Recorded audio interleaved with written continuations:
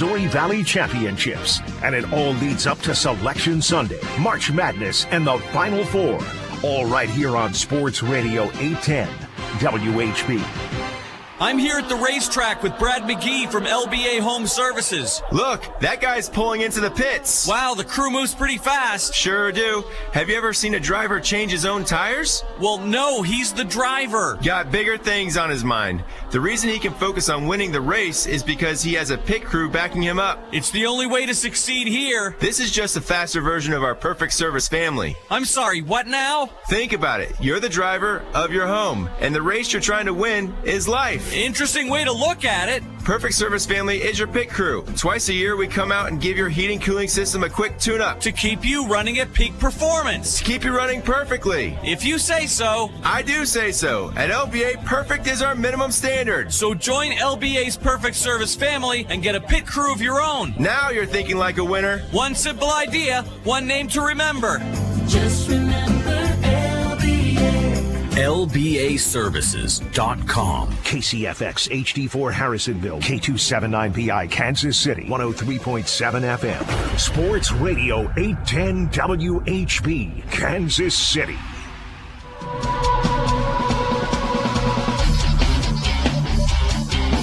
America's largest all-sports radio station presents the number one motorsports show for over 2 decades, Track Talk, brought to you by Rod End Supply and the Power Eye Midwest Lightning Sprints. Here are the racing boys, Scott Traylor and Kirk Elliott.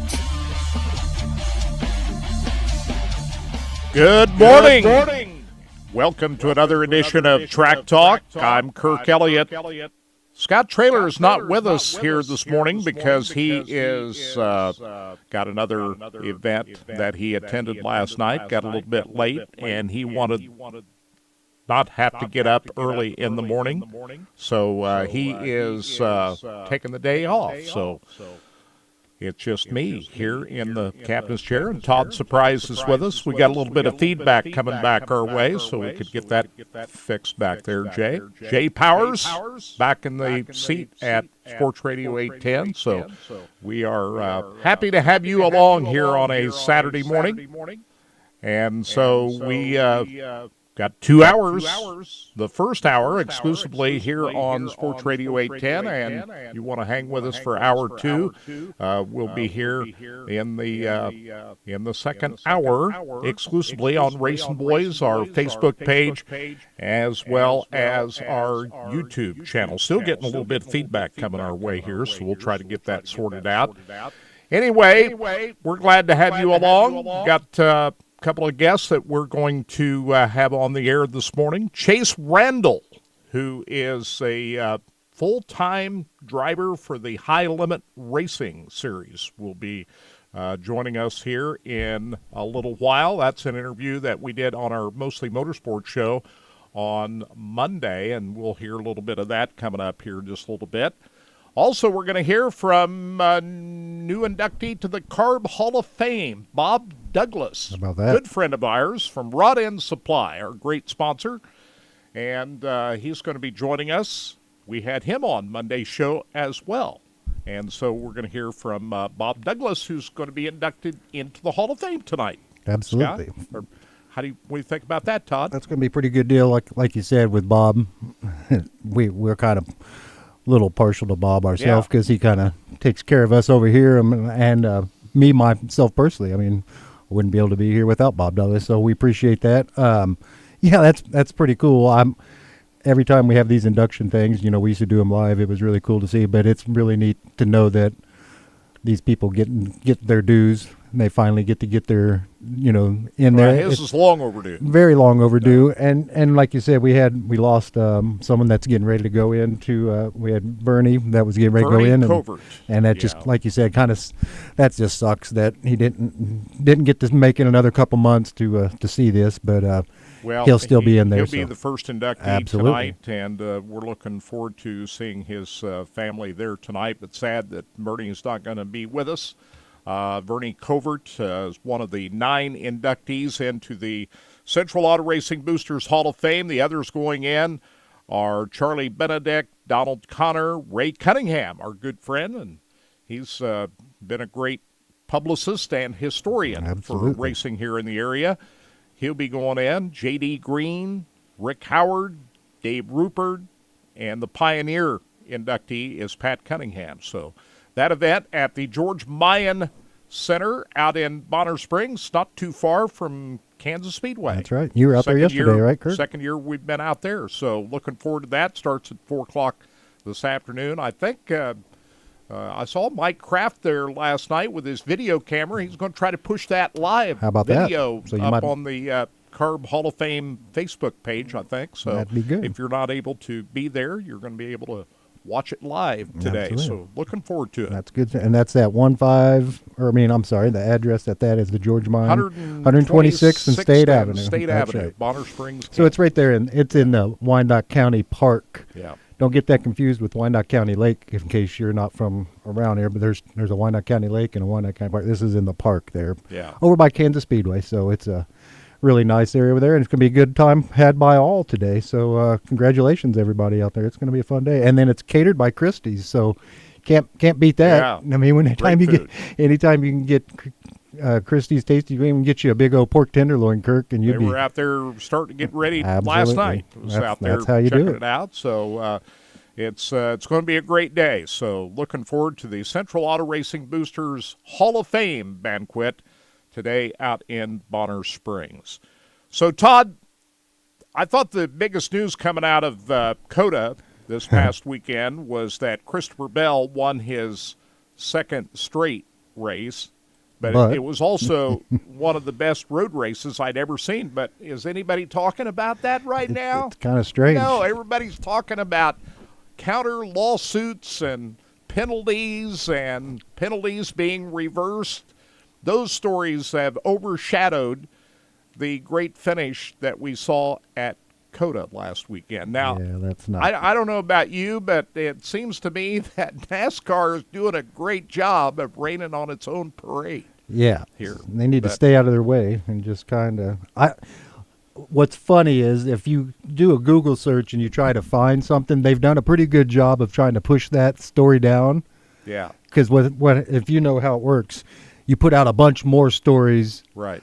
Up to that, and then that gets the feed pushed down. I mean, it's just like on our homepage, the newer stories get up at the top. So what if you do a Google search and do search for NASCAR news, everything's about the race today. But if you do a little bit more diving in, yeah, it's all about the lawsuits. But we should be talking about, I think, what a great race it was. It was a great race. It was clean, and Christopher Bell and Kyle Busch were racing clean. Absolutely.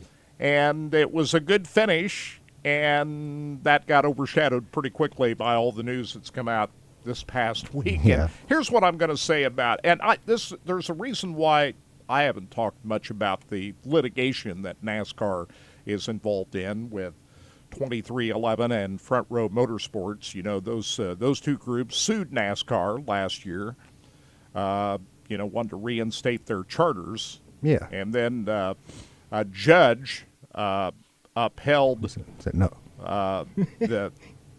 that ruling and forced NASCAR to allow them to run as charter teams. All of that is well-known news. But this week, NASCAR decided to file a counterclaim against 2311 and Front Row Motorsports, most specifically Curtis Polk, who is the business guy at 2311. He's worked with Michael Jordan for a lot of years, absolutely. Those guys have been in the NBA world where you do things like this. Absolutely.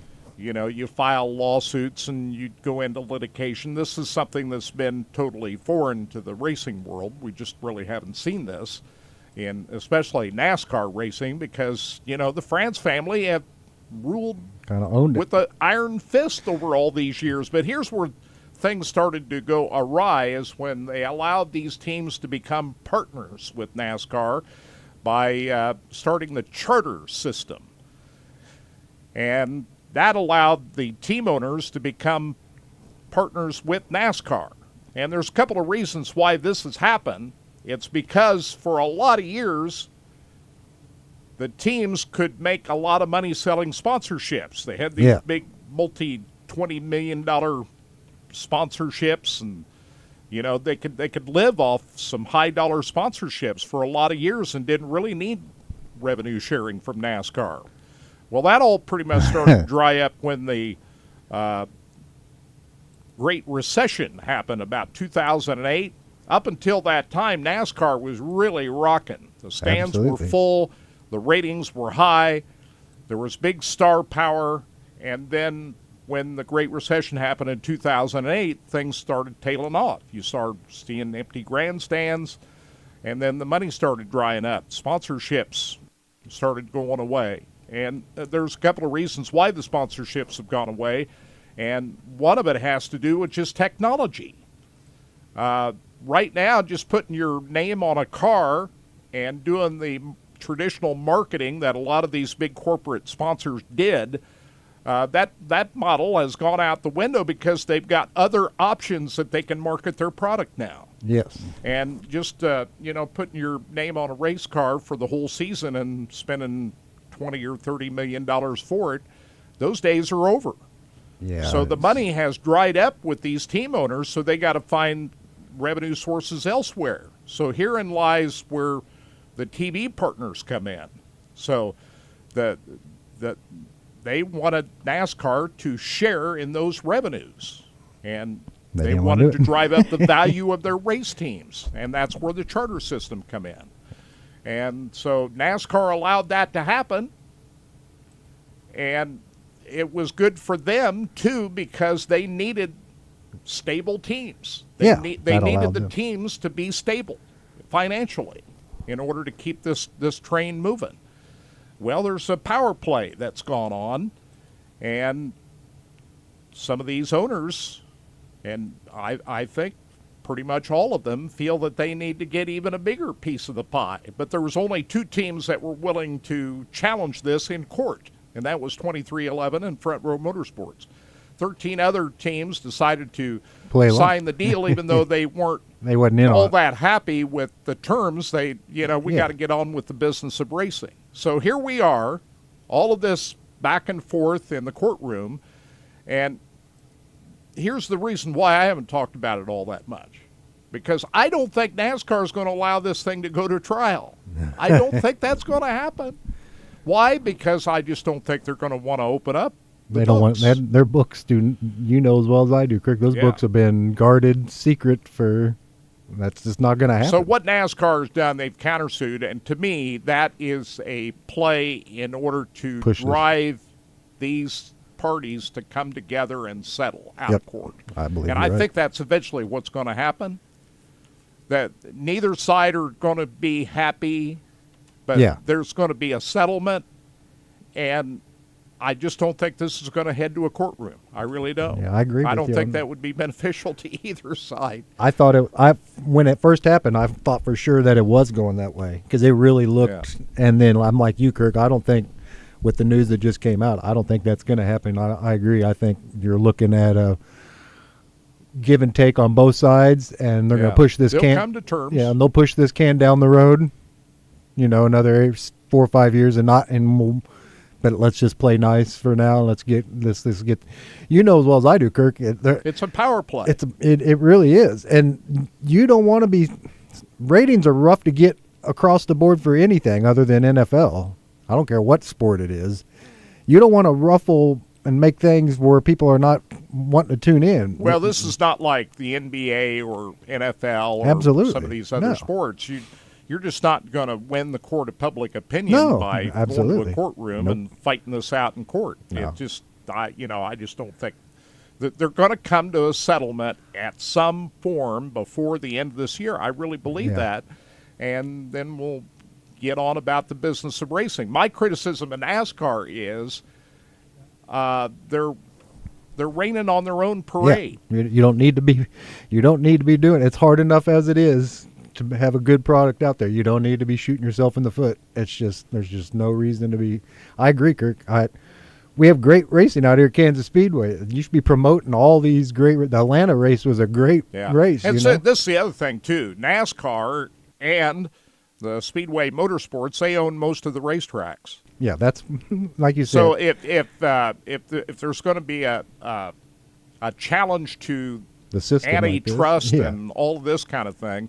Where are they going to go? They're going to start their own NASCAR series. And First that's, of all, they don't have all the track. They'd have to build racetracks in order to make that happen. And the ones that wouldn't play ball because they don't want to upset the NASCAR side either. So you're going to have tracks, So they need each other. They do. And I think they're realizing that now, Kirk, that they do. Both of them need each other. And I think you're right. Something will get settled. It'll get sorted out, and they'll get back to business. And hopefully by time they roll into Kansas Speedway the second time, we won't even be talking about it. Yeah, and so that's why here on this show we tended to talk more about the racing. I think that's what most people care about. Well, and everybody else is doing plenty of talking on the other side. Yeah. So what else can we add to that? So we like to give our opinions on what's going on the track. We'll give our opinions on what's going on off the track as well. But we always seem to talk about penalties too, and absolutely. NASCAR's inconsistent rulings and all those kinds of things. It's been that way for years. We're forced to talk about that. Yeah. And I do think that, yes, NASCAR needs to be more consistent on their rulings, but I think a lot of it, they don't explain it very well. Yeah, they never have. We see happen out on the racetrack. Yeah, we knew that back in the days. It was always, what's going on up in the booth, or up in the big box. Why are they throwing the yellow flag on the white flag lap this time, and they don't do it the next time? And they so and, forth. and so you leave it a up, lot of that, and they leave it up to the announcers to try to. Yeah. And the biggest controversy of the COTA race was they're allowing those guys to cut the corner in turn 6 and run in the dirt when they said that that's not allowed in the drivers' meeting. Why are they allowing it to happen? And you got one of the officials up in the booth saying, well, we're not policing that today. Yeah, well, I heard. Well, why? Yeah, when then Clint Boyer said that'll be changed next year. Yeah. Like that'll be that curve will look different than whether it be concrete or one of the little bumps, the candy cane bumps, or whatever it will be. But you're right, Kirk. They found, as well as I do, that's how NASCAR is, and you find where you can get your edge. And if they're not gonna, if they're not checking pit road speeds on the way out, then you're gonna fudge a little bit on that. I mean, and that's what they. Well, the pit road speeds they do. That's what I'm saying. Pretty they are, on but that. I'm just saying anywhere that they can find a little edge. But the other ruling that has gotten everybody worked up this week is if you right hook a guy and turn him into the wall, you're supposed to get a big suspension and $100,000. Yeah, big fine. $100,000 fine because they don't want that no more.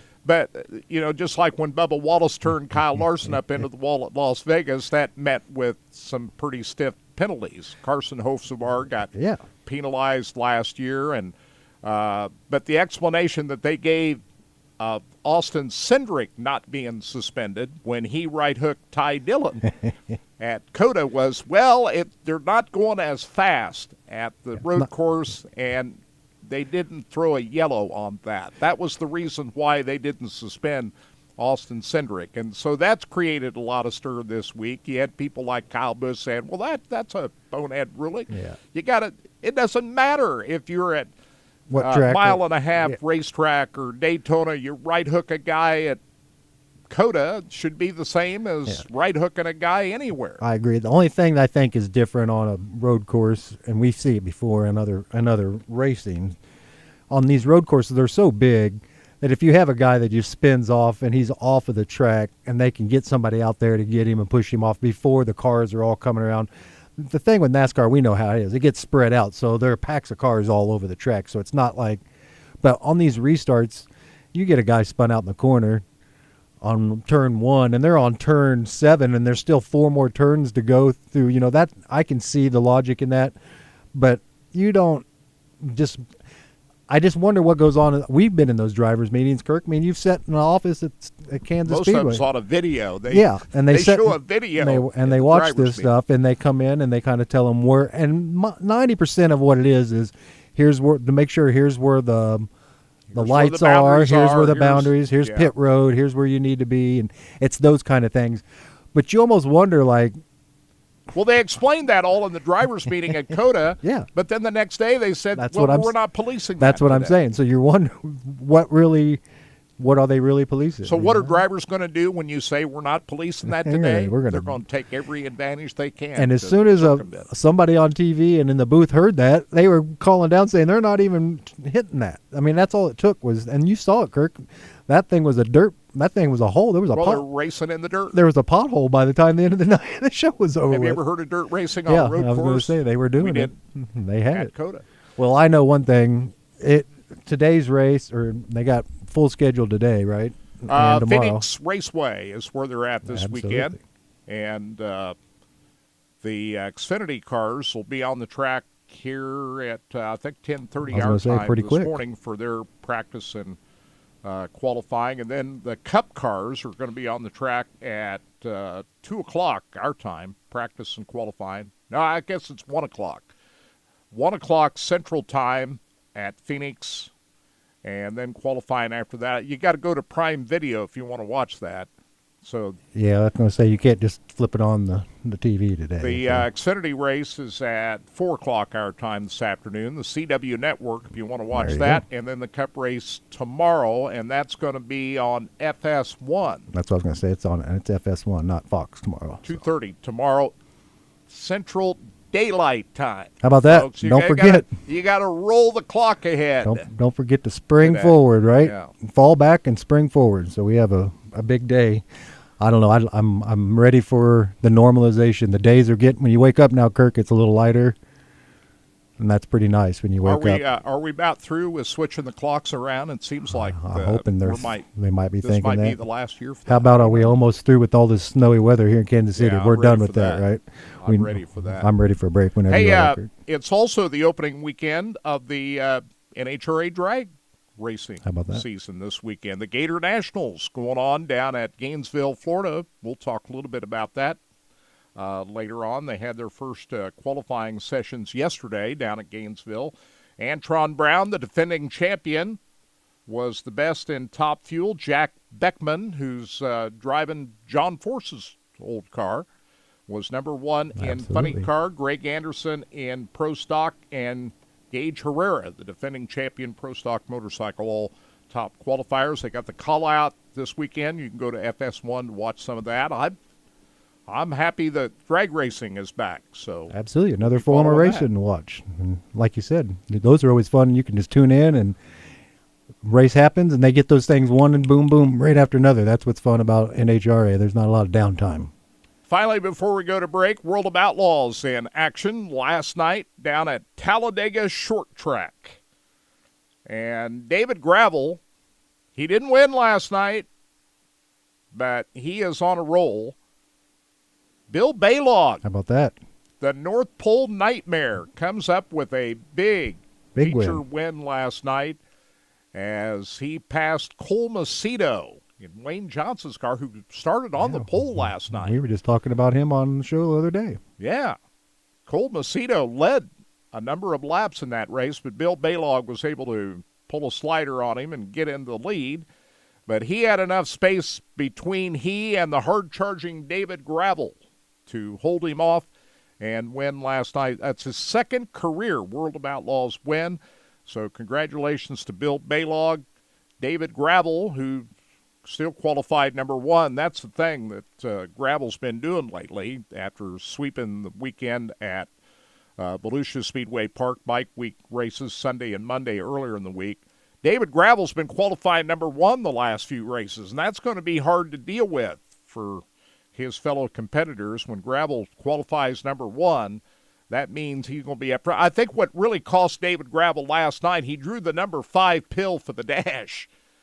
And so if you look at the results of the dash, nobody passed anybody. Yeah, if you drew fifth, that's where you're going to finish up. So David Gravel started fifth in last night's feature event. The pill draw that they do just there on the front set the night, straight away to determine where you start in the dash.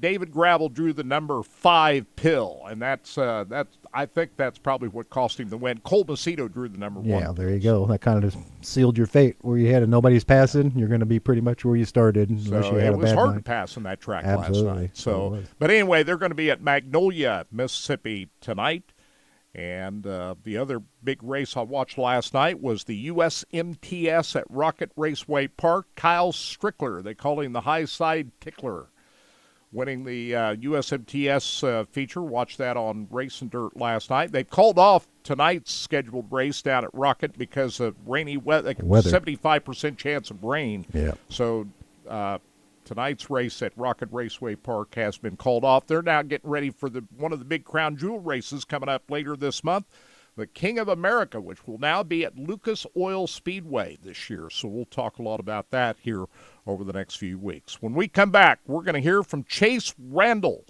who's going for Rookie of the Year for High Limit Racing. They're going to be opening up their season next weekend at Las Vegas Motor Speedway Dirt Track. We'll hear from Chase Randall. When we come back, you're listening to Track Talk, brought to you by Rod End Supply. We're coming right back. Track Talk. Rod End Supply is involved with a variety of motorsports as well as industrial applications with many different types of products. Since 1989, Rod End Supply has provided superior products priced competitively. Whether you're racing at the circle track or drag strip, rock climbing, or going off-road, Rod End Supply has an assortment of rod ends, radius rods, and specialty products to keep your equipment moving. Rod End Supply's experienced staff is ready and willing to help you with your needs. Their promise is to continue to provide a superior product with superior service so you can stay in front of the field no matter what it is. To learn more, go to rodendsupply.com. 3 minutes. And ready for you. Explore the stunning new showroom and state-of-the-art service department, complete with a friendly and knowledgeable Brogdon staff. From the versatile Sorrento and family-friendly Carnival to the all-electric EV6, they've got the perfect Kia for every driver. Plus, every vehicle comes with Kia's unmatched 10-year, 100,000-mile warranty. Visit OlatheKia.com. Olathe Kia at I-35 in Santa Fe, where expansion means more for you. Warranty is a limited powertrain warranty. See Kia.com or retailer for details. From the Earth is keeping the good vibes rolling all week long. From Monday, March 3rd to Thursday, March 6th, get 20% off all illicit pre-rolls, the perfect grab-and-go option. And if vapes are your go-to, they've got something even better. Buy one illicit vape and get the second 50% off. That includes live resin, rosin, and distillate. These deals are only here for a few days, so don't wait. Stop by From the Earth or hit up FTEMO.com to grab them before they're gone. The snow may have melted, but the damage could already be done. Winter storms can weaken your roof, cause leaks, and expose hidden damage you won't notice until it's too late. Don't wait for a costly surprise. Call Pyramid Roofing today for a free post-storm inspection and make sure your home is protected. Locally trusted for over 30 years, Pyramid Roofing is here to keep Kansas City homes safe and secure. Visit PyramidRoofingKC.com or call 816-966-1101. Pyramid Roofing, your home deserves the best. Your exclusive home of Championship Week. Sports Radio 810 WHB. Sports Radio 810 WHB is bringing you a full week of college basketball action. We'll have exclusive live play-by-play of the Big 12 tournaments in Kansas City, plus the SEC, the Big 10, ACC, and Missouri Valley Championships. And it all leads up to Selection Sunday, March Madness, and the Final Four. All right here on Sports Radio 810 WHB. I'm here at the racetrack with Brad McGee from LBA Home Services. Look, that guy's pulling into the pits. Wow, the crew moves pretty fast. Sure do. Have you ever seen a driver change his own tires? Well, no, he's the driver. Got bigger things on his mind. The reason he can focus on winning the race is because he has a pit crew backing him up. It's the only way to succeed here. This is just a faster version of our Perfect Service family. I'm sorry, what now? Think about it. You're the driver of your home, and the race you're trying to win is life. Interesting way to look at it. Perfect Service Family is your pit crew. Twice a year, we come out and give your heating cooling system a quick tune-up. To keep you running at peak performance. To keep you running perfectly. If you say so. I do say so. At LBA, perfect is our minimum standard. So join LBA's Perfect Service family and get a pit crew of your own. Now you're thinking like a winner. One simple idea, one name to remember. Just remember LBA. LBAservices.com. ICON is seeking healthy non-smoking men and women ages 18 to 65 to participate in a clinical research study at our facility in Lenexa, Kansas. Volunteers must be available for 7 total nights and 13 outpatient visits. Qualified participants may receive compensation up to $16,500 for time and travel. Call ICON today at 913-210-5900. That's 913-210-5900. 30 seconds.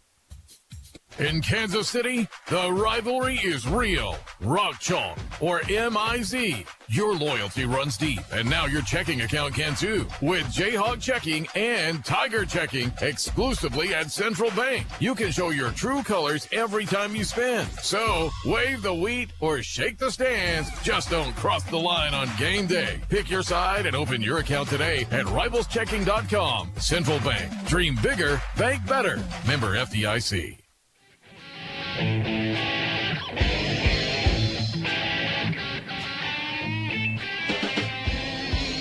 One of the best young drivers in the country in winged 410 sprint car racing is Chase Randall. And he's going to be wheeling his family-owned number 9 team full-time on the High Limit Racing Series this year, going for Rookie of the Year.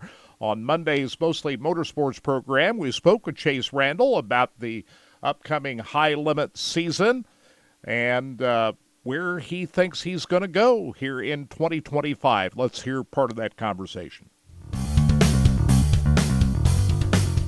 Some big news. You're going to go High Limit Racing full-time this year with your family car. How did that all come together for you there, Chase?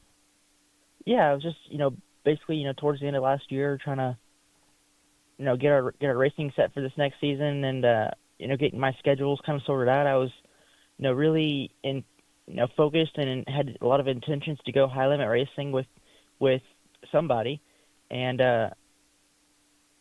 was just talking to different owners and kind of seeing if I could put something together, and could never really just seal the deal, if you know what I mean, to kind of finalize it all, and got to the point where me and my dad were just talking and figuring certain things out, and the idea just came up, why not we just try to do this again, and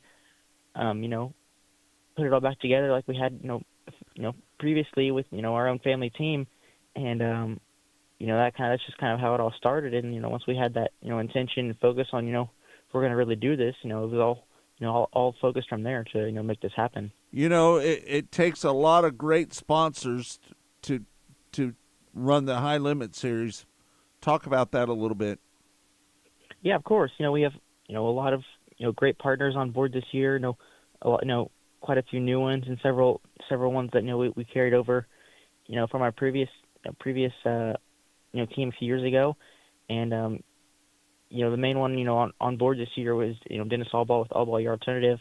He became a very good partner of ours and a close friend of mine, and just a huge supporter of my racing career, and couldn't do without him really to put this all together. And especially another one is Will Ewing, a good friend of ours from our hometown in Waco with Infamous Inc.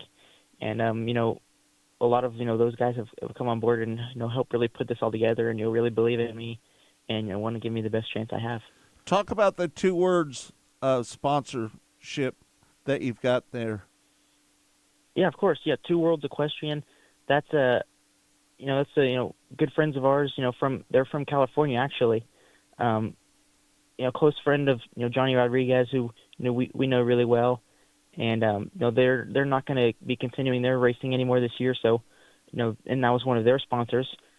So Johnny wanted to help us out and kind of made that connection to us and the Two Worlds team with Bob Perry over there, and we just had a close relationship with them, and they decided to help us out, and like I said, you really want to give us the best chance we can to go high limit racing nationally.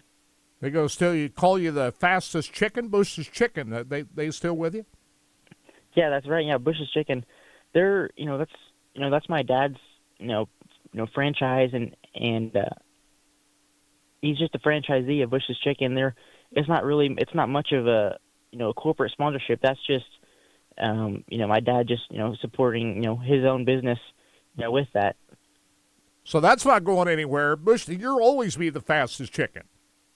Yeah, that's right. Yeah, that's. I didn't realize that. I've had since I was 5 years old, and it's not going anywhere. It's going to be here forever. That's right. So you left a pretty good ride. That 2KS car, you did really good in that car, but you left that team on your own. Were they not interested in going the kind of schedule that you were? How difficult was that to leave a good ride like that?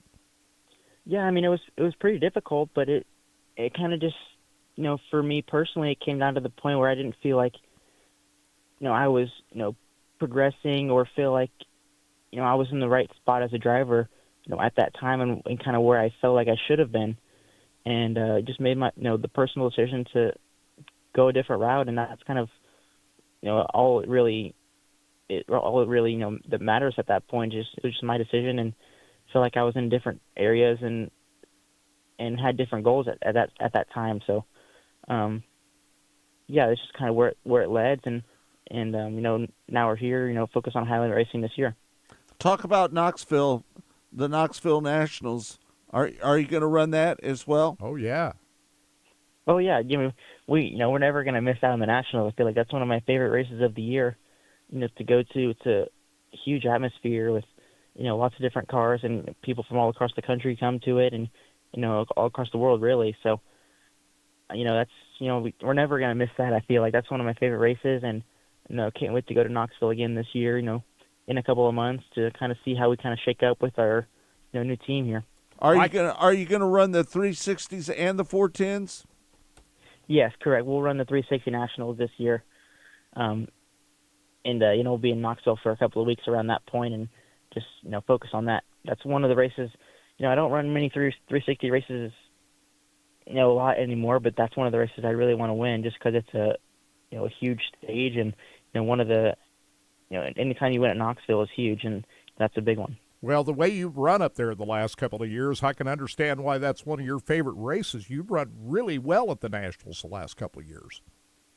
Yeah, I know. I've been fortunate enough to, be in the right positions to, have been able to make the show the past 2 years, and the only 2 times I've ran it. So I'm at a pretty good state right now with that, and like I said, it's just one of my favorite tracks, and once you really know how to get around Knoxville, you kind of never forget it, and you kind of can take that, wherever you are and, whatever car you're in. So I'm kind of hoping that can kind of lead to some success we have, here with this program. And, I'm just really looking forward to it. And then you won the 360 championship up there a couple of years ago as well, too, didn't you? That was big. Yeah, correct. So a couple of years ago in the 2022 racing season, we made the decision to, go to Knoxville for with our 360 for the first time and run their points championship. And, that's kind of when we started, focusing on that a lot and kind of basing ourselves in Knoxville to, that was our goal going up there, was to win the points championship. In our first year, we finished third and had several really good runs. And then the next year came back in the 2023 season, picked up, a couple of wins in the championship along the way. And, it was a huge accomplishment and, huge goal of mine to, check off the list at kind of a early stage in our career, you could say. You're going to run at Las Vegas Motor Speedway. Talk about that a little bit. You're running on the 13th and the 15th. Yeah, that's going out to Las Vegas here in just about a week. We're going to leave to head out there and get our high limit racing season kicked off. That's one of their first races we're having. At a really big stage, kind of on the little NASCAR weekend they have out there. So I'm really excited to be out there with a lot of the great fans they have, and hopefully, a lot of their goals they can have with having those weekends at the same NASCAR tracks can lead to a lot more viewership and eyes coming onto the racing, there in person. And like I said, we're really looking forward to getting there because gets that season kicked off for us with high limit racing and have a lot of fun. Hey, exposure is a big deal for you, isn't it?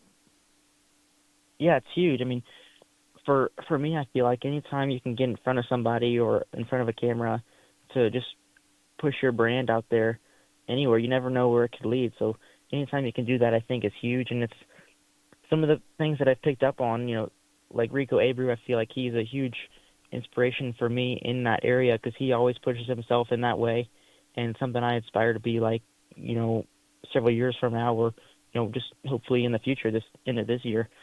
That's one of the things that I'm going to really try to focus on this season is kind of getting myself out there and I'm kind of building my brand, like I said. Well, you've raced at a high level over the last 2 or 3 years, went up against some really good competition. But what is the biggest challenge of having the undertaking of taking on the High Limit Series full-time, High Limit Racing, the competition level, what are the biggest challenges that you need to try to overcome to be successful right out of the gate? Right, yeah. I feel like the biggest challenge, I think, is going to be going, really on a national series, when we're racing, 2 or 3 times a weekend, and then only have a couple days off and traveling in between races. And, just the constant schedule, I feel like, and being consistent. I'm really confident in my racing skill, and, with the, other drivers I'm racing with. I feel like we've done a really, really good job at preparing myself, in the car, on track for those things. But it's going to be the little things that we can't control on the track, or, in that area. I would feel like that were some things we're not expecting and things like that.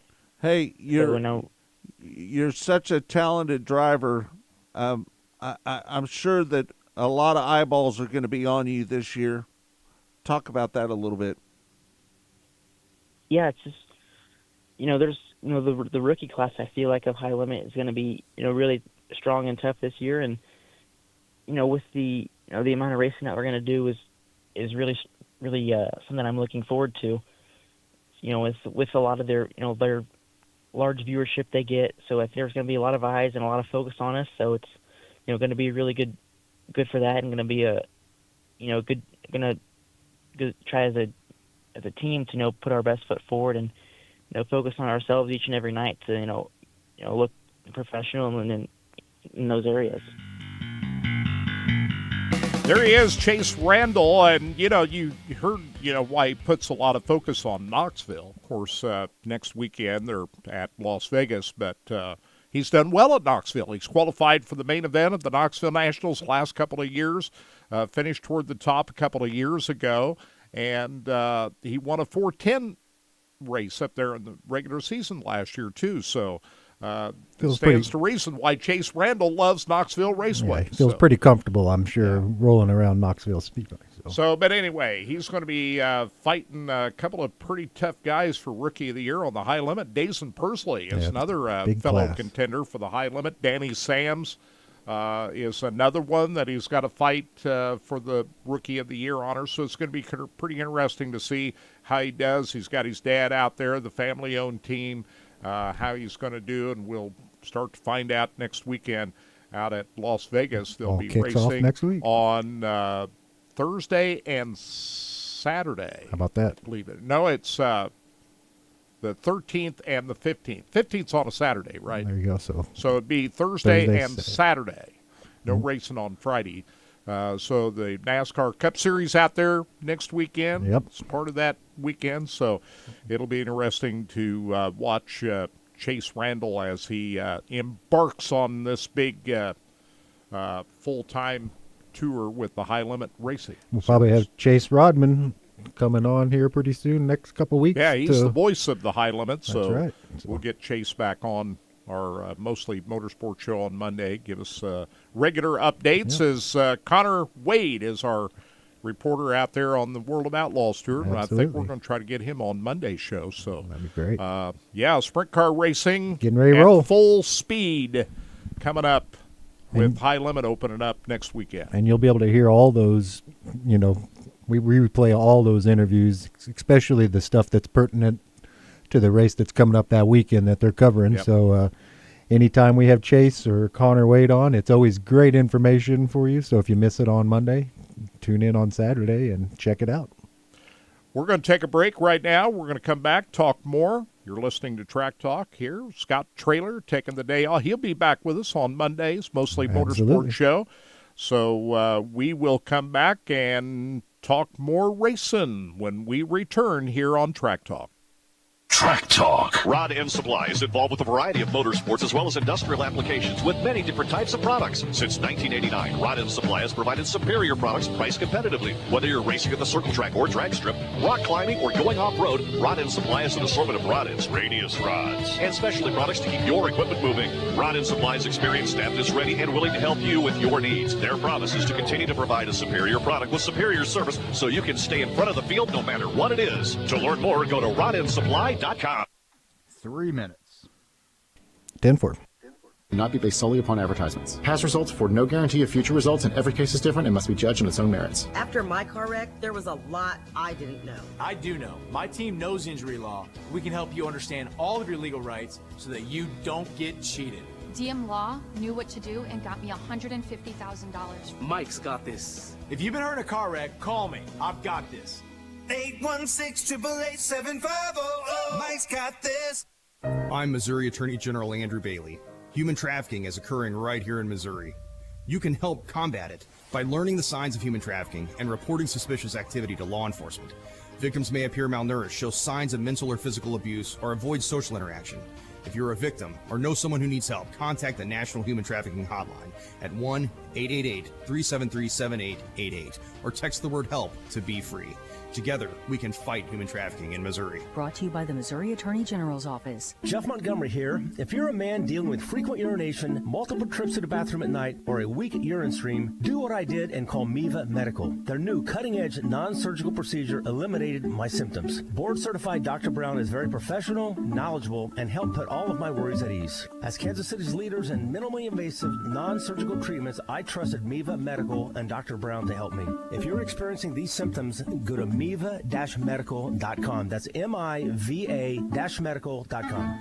Want to stock up on the best meats in Kansas City? Carne Diem Fine Meats and Pantry has Fill Your Freezer packages featuring half cow or half pig custom cut to your liking. Plus, we offer KC's most diverse selection of bison, free-range beef, pork, and lamb steaks. Now, whether you're feeding the family or preparing for a big cookout, Carne Diem in Briarcliff has the best meats around. Don't settle for anything less. Visit Carne Diem Fine Meats and Pantry and fill your freezer with the best today. Curiosity is 1 minute. The American Shaman is proud to support the growing Sober Curious movement, a lifestyle that prioritizes mindfulness, connection, and intentional choices. Whether you are exploring a wellness path or simply seeking new ways to unwind, their high-quality hemp-derived products may complement your journey. Visit your local CBD American Shaman to get a free 810 gift. Their knowledgeable staff is there to help you explore how CBD might fit into your wellness routine. Because life is better with the feather. CBD American Shaman, hemp-derived wellness products for your unique lifestyle. NBA Prime Time, Saturday on ESPN Radio. It's a critical showdown at TD Garden between heated rivals. Bounce pass to Luka, double cover, puts it in. Luka, LeBron, and the Lakers begin a 4-game road trip in Boston when they face Jaylen Brown, Jason Tatum, and the Celtics. Jaylen Brown jams an exclamation. The Lakers at the Celtics on ESPN Radio and on ABC. Presented by Indeed. Coverage of the Lakers and Celtics begins tonight at 7 on Sports Radio 810 WHB.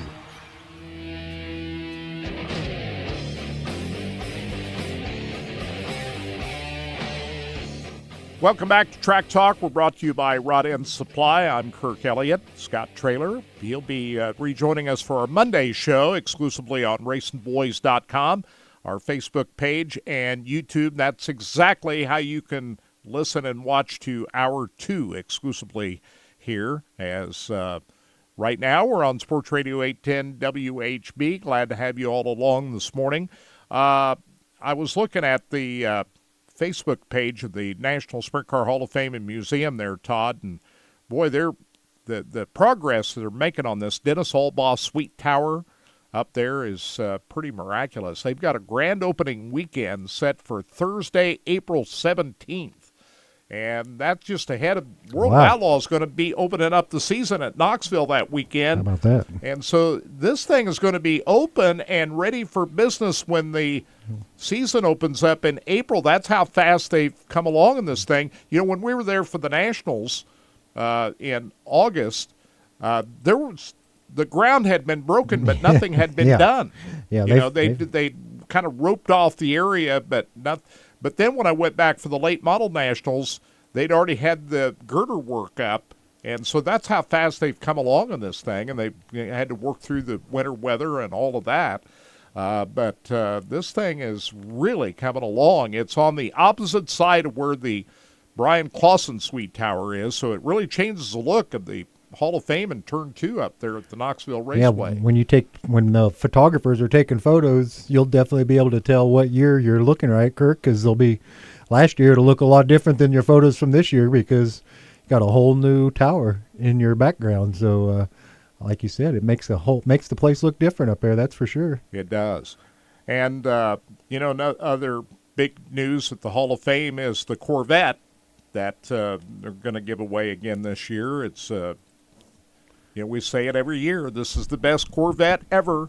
It's a beast that they're giving away, and it's a beauty. It's what they call a competition yellow. It's fast. Corvette. It's fast. 1,064 horsepower. That's how fast this is. It's really fast. ZR1 plus the ZTK performance package. And you get $30,000 cash if you're the winner, so you can pay the taxes and all. And that helps you pay those taxes. How do you win it? Go to winacorvette.org to get registered. You got plenty of time. You could register as many times as you want. Buy as many tickets as you want. All the proceeds go to the National Sprint Car Hall of Fame and Museum. And the drawing is 1 week after the Knoxville Nationals. Last day that you can enter is Saturday of the Knoxville Nationals, and they draw for it a week after that. So get registered now, winacorvette.org. And the National Sprint Car Hall of Fame and Museum is open 7 days a week. You don't have to wait to the season opener in April up there to go to the Hall of Fame. It's open today. Go up there and buy you something today in the gift shop, or you can go online and order it online. If you want to see what's in that gift shop, go to sprintcarstuff.com. That's right. National Sprint Car Hall of Fame and Museum. I think we'll see Bob Baker at the Carb Hall of Fame tonight. He's a Carb Hall of Famer, you know. Absolutely. He was there every year we were. We'll see him tonight. You know who I always used to like seeing? Fred Broski. He's going to be there too, I think. Fred Broski, Kansas City icon here. He's a Hall of Famer. He's a Hall of Famer. He always gets up and tells some great stories. He was a great announcer back in the day. When I told him I grew up watching him as a kid. When I say race, he was a race announcer. Absolutely. Yeah. Oh yeah. No, like I said, and I told him, I said, I only knew him from Bowling for Dollars and on TV and the local news channel. But he told me, well, you can't be that old that you watched me on Bowling for Dollars. And I said, well, maybe it was the reruns. And he said, that's probably what you saw was the rerun. And I said, well, I am pretty old. I said, I remember watching you when I'd come home from school. But yeah, Fred Broski is always entertaining, and he's like you said, a great treasure to have here. He was a great weatherman. He was so good. And the one year, remember there were some issues. We had something when we did one of the live things. Fred got up there and talked for, I don't know. He went up there and just told stories for 30 minutes until He's a great storyteller. Yeah, and so there was an issue, something with something. I don't remember what was going on, and we had to have about 30 minutes to kill. I think the food wasn't quite ready or something, and so he got up there and he just riffed for 30 minutes and told stories. And I'm just glad to get a photo with Fred Broski because it's. Yeah, I remember a few years ago we were out at the different location. I think the one out in Blue Springs. Club out in Blue Springs, and they were a little bit late getting the food out. Yeah, and so he got up there and just told stories, and like you said, it's good to see all the old-timer racers and all the great inductees, because once you're in, then they always come back. Those tables are always full of inductees. That's the cool thing. You could walk to every one of those tables, and there's probably at least one inductee sitting at one of those tables. You know what I'm saying? Yep. It'll be a great time had by all out there today at the George Mine Community Center, and have fun out there. Hey, don't speed. That was another thing I was going to tell everybody. Don't speed through that park. They're watching for you. It's rangers. It's park rangers like the old school days. So go slow. And there's people walking their dogs and kids and stuff. So just know, and flying kites and soccer and baseball. So just take it slow. Let's hope it's that nice a day. Yeah, that's what I'm hoping. That's going to be great. Boy, we're going to have a great weather. It's going to warm up. I don't know about today, but I know this week we're finally seeing the 70s now. So it's going to be racing weather. Everybody around town will be getting their tracks open and shaking down cars. I know we're going to have lots of practices. We had one practice last week at Valley. I know they got out there. I saw Lisa Burlington post some photos, and so it's always good to get the season started off. And everybody loves March. That means that's we're right. getting closer to the good weather. That's right. Coming up. Can't wait. The one thing I forgot to mention earlier in the show, Chase Briscoe's penalty has been overturned. How about that? NASCAR. You remember Absolutely. they fined his team $100,000 and a 4-race suspension for the crew chief. For the crew chief, yep. They claimed that they modified the spoiler on the back of the car at Daytona. That's right. I remember reading. And they appealed that, and they won. They won the appeal because NASCAR couldn't prove that they modified the part. They said that the holes in the spoiler were offset, and they had to kind of jimmy it to get it on. They didn't modify so they the didn't part do anything. It was already, as they claimed that they did, and they proved that and won the appeal. So how about that? Instead of Chase Briscoe being negative 100 points, he got all those points back. That's good. That was a good week when he got up and found out he was getting those. Because so you can win the appeals in these things. It does happen. Every once in a while it does happen. Well, that's, like you said, when we saw that, my thought was, Kirk, they're going to appeal it, but nothing's going to happen. And they, James Small didn't sit out. When they appealed, no, he stayed Small in. stayed as the crew chief over there. So they didn't lose anything. So they didn't lose anything. So that's good. And I'm okay with that. Yeah, as long as the appeals process works out the right way. If you can make your case and prove that, hey, we didn't modify this part. The part was just wrong. We had to figure a way to get. Yeah. We had to. This is the only way we could get it. Yeah. Hold it onto the race car. Yep, that makes sense. And at least, and what, like you said, what's good news about that is the process worked, right? The appeals process did work, and everybody. So going into the race today, it kind of changes where the points are all thrown at, right? I mean, that kind of throws him back in there and helps him out. And he's this is his first year with Joe Gibbs Absolutely. Racing. He drives the number 19 that Martin Truex Jr. used to drive. Joe Gibbs is on fire right now. Christopher Bell's favorite again today. Well, or tomorrow, he won this race a year ago at Phoenix, if you remember that. So, and he's already won 2 races. Here's what I say. What happens? What if some of these? We may have a year this year where we have a lot of drivers that win a bunch of races, and some years we have some where you get one guy gets one race and gets in there, and C-Bell might be that guy. He might be that guy where he has the like when Kurt Busch that one year and had a bunch of wins all through the season. So C-Bell may be the guy this year to be. Do you think that racing the Tulsa Shootout and the Chili Bowl I think that helped him? I think what it did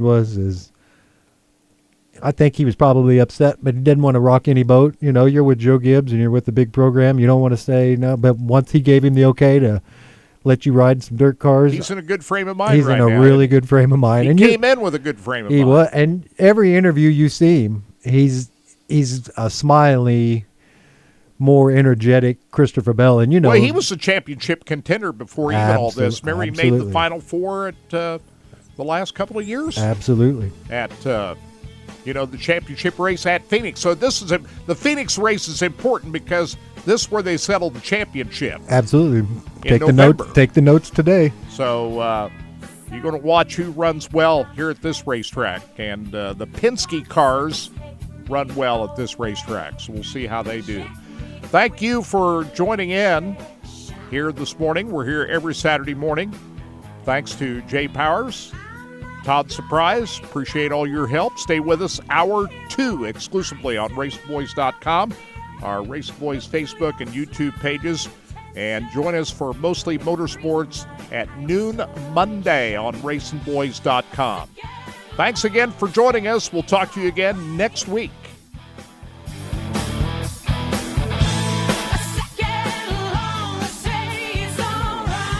Rod End Supply is involved with a variety of motorsports as well as industrial applications with many different types of products. Since 1989, Rod End Supply has provided superior products priced competitively. Whether you're racing at the circle track or drag strip, rock climbing, or going off-road, Rod End Supply has an assortment of rod ends, radius rods, and specialty products to keep your equipment moving. Rod End Supply's experienced staff is ready and willing to help you with your needs. Their promise is to continue to provide a superior product with superior service so you can stay in front of the field no matter what it is. To learn more, go to rodendsupply.com.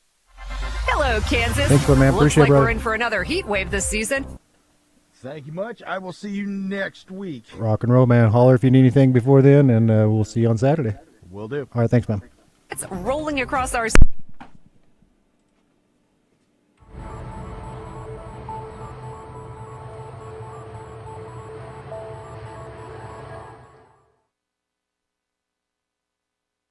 Rod End Supply is involved with a variety of motorsports as well as industrial applications with many different types of products. Since 1989, Rod End Supply has provided superior products priced competitively. Whether you're racing at the circle track or drag strip, rock climbing, or going off-road, Rod End Supply has an assortment of rod ends, radius rods, and specialty products to keep your equipment moving. Rod End Supply's experienced staff is ready and willing to help you with your needs. Their promise is to continue to provide a superior product with superior service so you can stay in front of the field no matter what it is. To learn more, go to rodendsupply.com.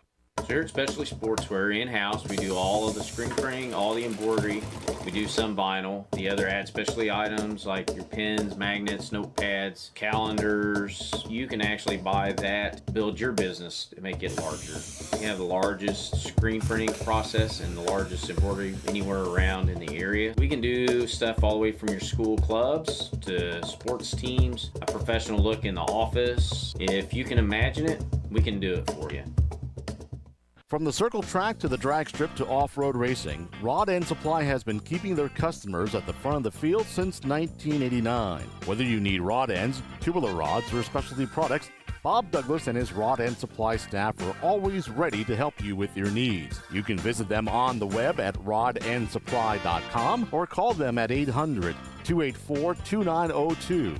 That's 800-284-2902. Rod End Supply, keeping you at the front of the field. What's up, everybody? Welcome to Sabres 33 RLP. Let's go take a tour. Coming into this animal, we're going to take a trip back here to the feature of this trailer, the deck. Check it out. It's awesome. It's 4 by 10 feet. You can dance on this thing. Boom!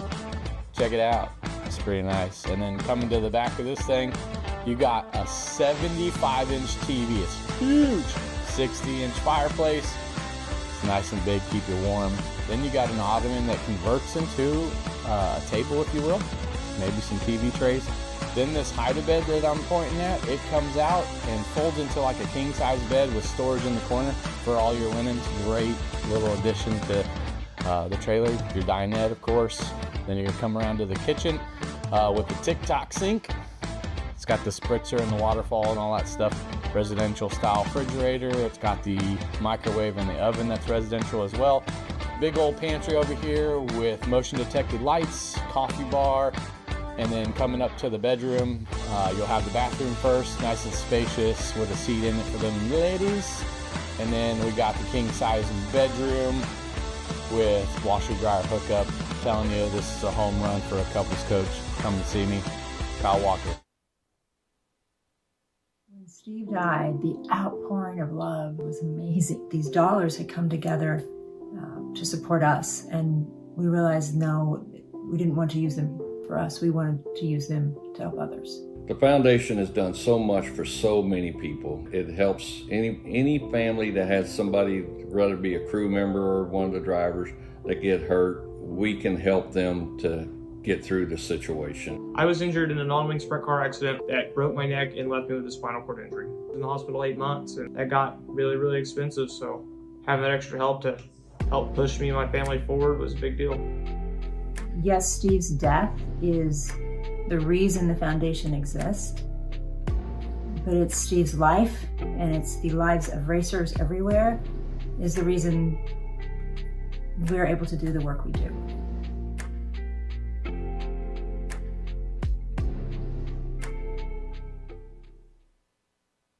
So we have a lot of folks come in interested in traveling for work. This is going to be a great option. Your Coachman Northern Spirit 2565 front kitchen. You have a nice wraparound full front kitchen here. Huge windows up top. Big 12-volt refrigerator. Lots of windows on the sides here. Great natural light coming in. You have your big TV over here on the swing arm bracket so you can kind of see it from any point in the room. Also have your bar stools here. Sit and eat your breakfast. In the bedroom, you're going to have a king-size bed in the slide-out. Lots of storage underneath that. Washer, dryer, hookup. Tons of storage with the drawers. Then you got your full bath across the back. When it comes down to a camper that you can get for 6,500 pounds and be under 30 feet long, this is an absolute home run. Race fans, the National Sprint Car Hall of Fame and Museum is open 7 days a week, year-round, for you to come in and check out all of the wonderful race cars on display in the museum. And our online store at sprintcarstuff.com is open 24 hours a day for you to check out everything that we have in stock for sprint car fans. Whether it's for a birthday, anniversary, or Christmas, SprintCarStuff.com has it all. That's at the National Sprint Car Hall of Fame and Museum in Knoxville. Go harder, faster, stronger with Rod End Supply. Whether you are running industrial, farming equipment, or a race car, Rod End Supply has the assortment of rod ends, radius rods, and specialty products that will help you lead the field in performance. Our superior design means our rod ends last longer and perform better, giving you the edge on the track and saving you money. Contact Rod End Supply or order online today at rodendsupply.com. We don't just sell them, we race them. rodendsupply.com. Serving the racing community for over 30 years. Hey everybody, this is Larry the Cable Guy, and you are listening to RacingBoys.com, and if you're not, I swear to you, get in your truck or do something, but get the hell out of this country, because you don't belong in it if you don't listen to these fellas.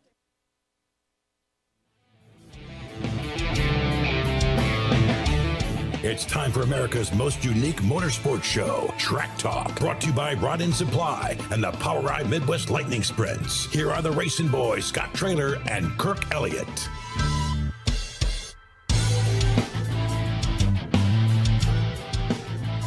We're here, hour number 2, exclusively on RacingBoys.com and our Facebook, YouTube. We're here. Also, every Monday for Mostly Motorsports. We'll be here at noon on Monday, so join us for that. We're not sure who our guests are yet, but we'll have Scott Traylor back in the seat on Monday. That's the fun. I guess he went out to Knuckleheads last night and enjoyed some festivities. He's got a birthday coming up. I'm thinking this is what it is, Todd. He's got a birthday coming up. Yeah. And he's getting an early celebration. How about that? What is it, March 11th? Is that what it is, March 11th? Yeah, my wife's is the same, March. So I thought, when I talked to him that, hey, can you do the show on Saturday morning? Because I'm going out Friday night. And I said, okay, have a good time. We can handle that. I'm not sure who he saw last night. No, I went to look to see, and I saw the names, but it wasn't somebody Some that kind of a jazz. Yeah, so it must have been wasn't it? somebody you'd already had. So, but so that's where he was last night, and I heard a rumor. There's a rumor going out. Scott might be at the Carb Hall of Fame banquet. How about that? Yeah, how about that? Boy, he hasn't been to one in a So while. we might see Scott Traylor at the Carb Hall of Fame banquet tonight. I won't be out there though. I got my kids in town. You got something going on. Yeah, your daughter just celebrated an anniversary, right? Getting ready to Sunday. Oh, Sunday is the day. The 9th. I remember a year ago we went. That's right. Went to the big 1 year ago. The big wedding. That's been a year already. That's right. So it's been like me and my son and my wife were just talking about last night. This year flew by. Like it seems like it was forever ago, but yet then again, it just seems like we just had planned that wedding, and I was getting fitted for tuxes, but Kirk, I was down. I've gained almost 8 pounds since the wedding day. And your hair's grown back a little bit. A lot longer. A lot longer. You haven't cut it since No, then, right? 1 year. I got my hair cut 1 year ago last Monday. So this is how long. You just don't like going to a barber. I just don't go to a barber. Just pain in the butt. You don't like them. Nah. But I've gained. I was losing a lot of weight during that. Well, that's what happens when you get older now. Yeah, but I was getting scared. I was nervous about the wedding. Yeah. And then my son was graduating, getting ready and I was just a nervous wreck. And I went back and looked at some of that video from that stuff, and boy, I looked thin. So I've put on some weight. I feel a little better about myself. I was getting a little. But life is different now. It's a lot different. Zach's off to college, and him and his girlfriend they came home last night, and they spent the night here at the house, and they had dinner, and off they went. And he goes, "We got homework to do." And I told Jennifer, I said, when I was in high school, and I told my mom that I had homework to do with my girlfriend in the room, when I was in college, we weren't doing homework. If I said I got homework to do, I was lying. That's what I said. If I would have went to my room with my girlfriend and said we had homework to do, nobody would have bought that. But I know for a fact, because I saw the whiteboard with the equations on it this morning. So I know for a fact that they were doing homework, because those equations, Kirk, it looks like something out of Einstein's book. I don't know where they're. I can't do that. it's something else. But yes, I was not a good student. I was college or high school. No, I was a get by student. If I got by, I felt really good. Yeah, so, I did too. I was the same way. I got by. So I'm proud of your son, Yep, Zach. He's getting it done. He's getting it done, and I've already got the schedule for next year. He's already signed up, and he told me, he goes, I got another rough schedule again next year, but he'll be living in his own apartment next year, so that makes and Zoe's life's they're doing well. Doing well. And Zoe, matter of fact, Zoe's going to speak in front of Capitol Hill again.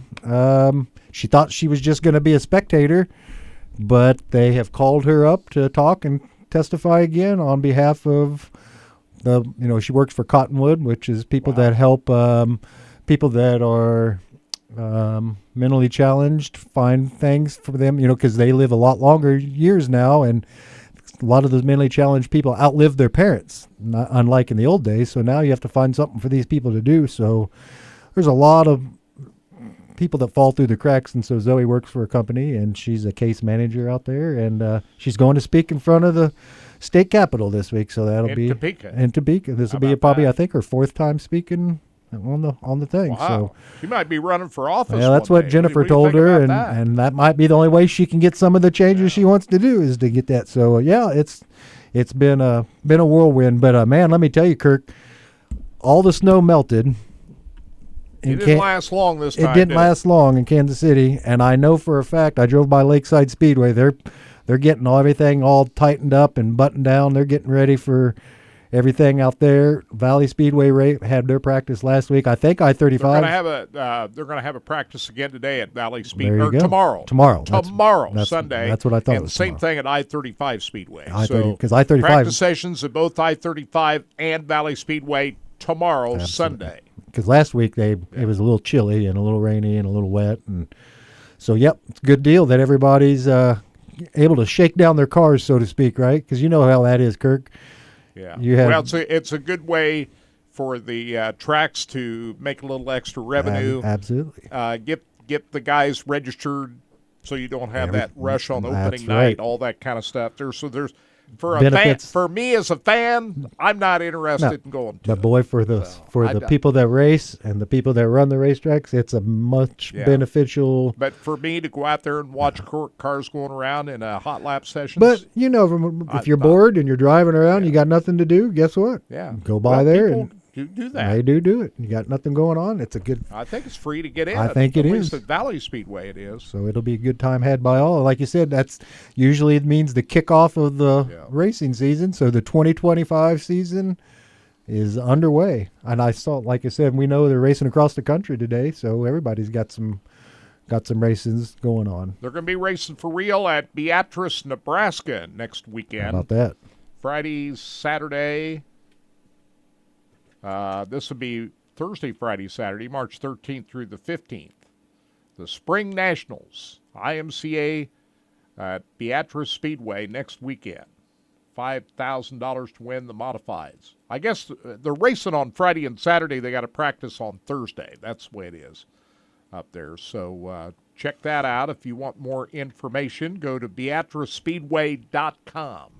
That's next weekend up in Nebraska. So that's that event's been going on a long time. So we'll be keeping our eyes on that.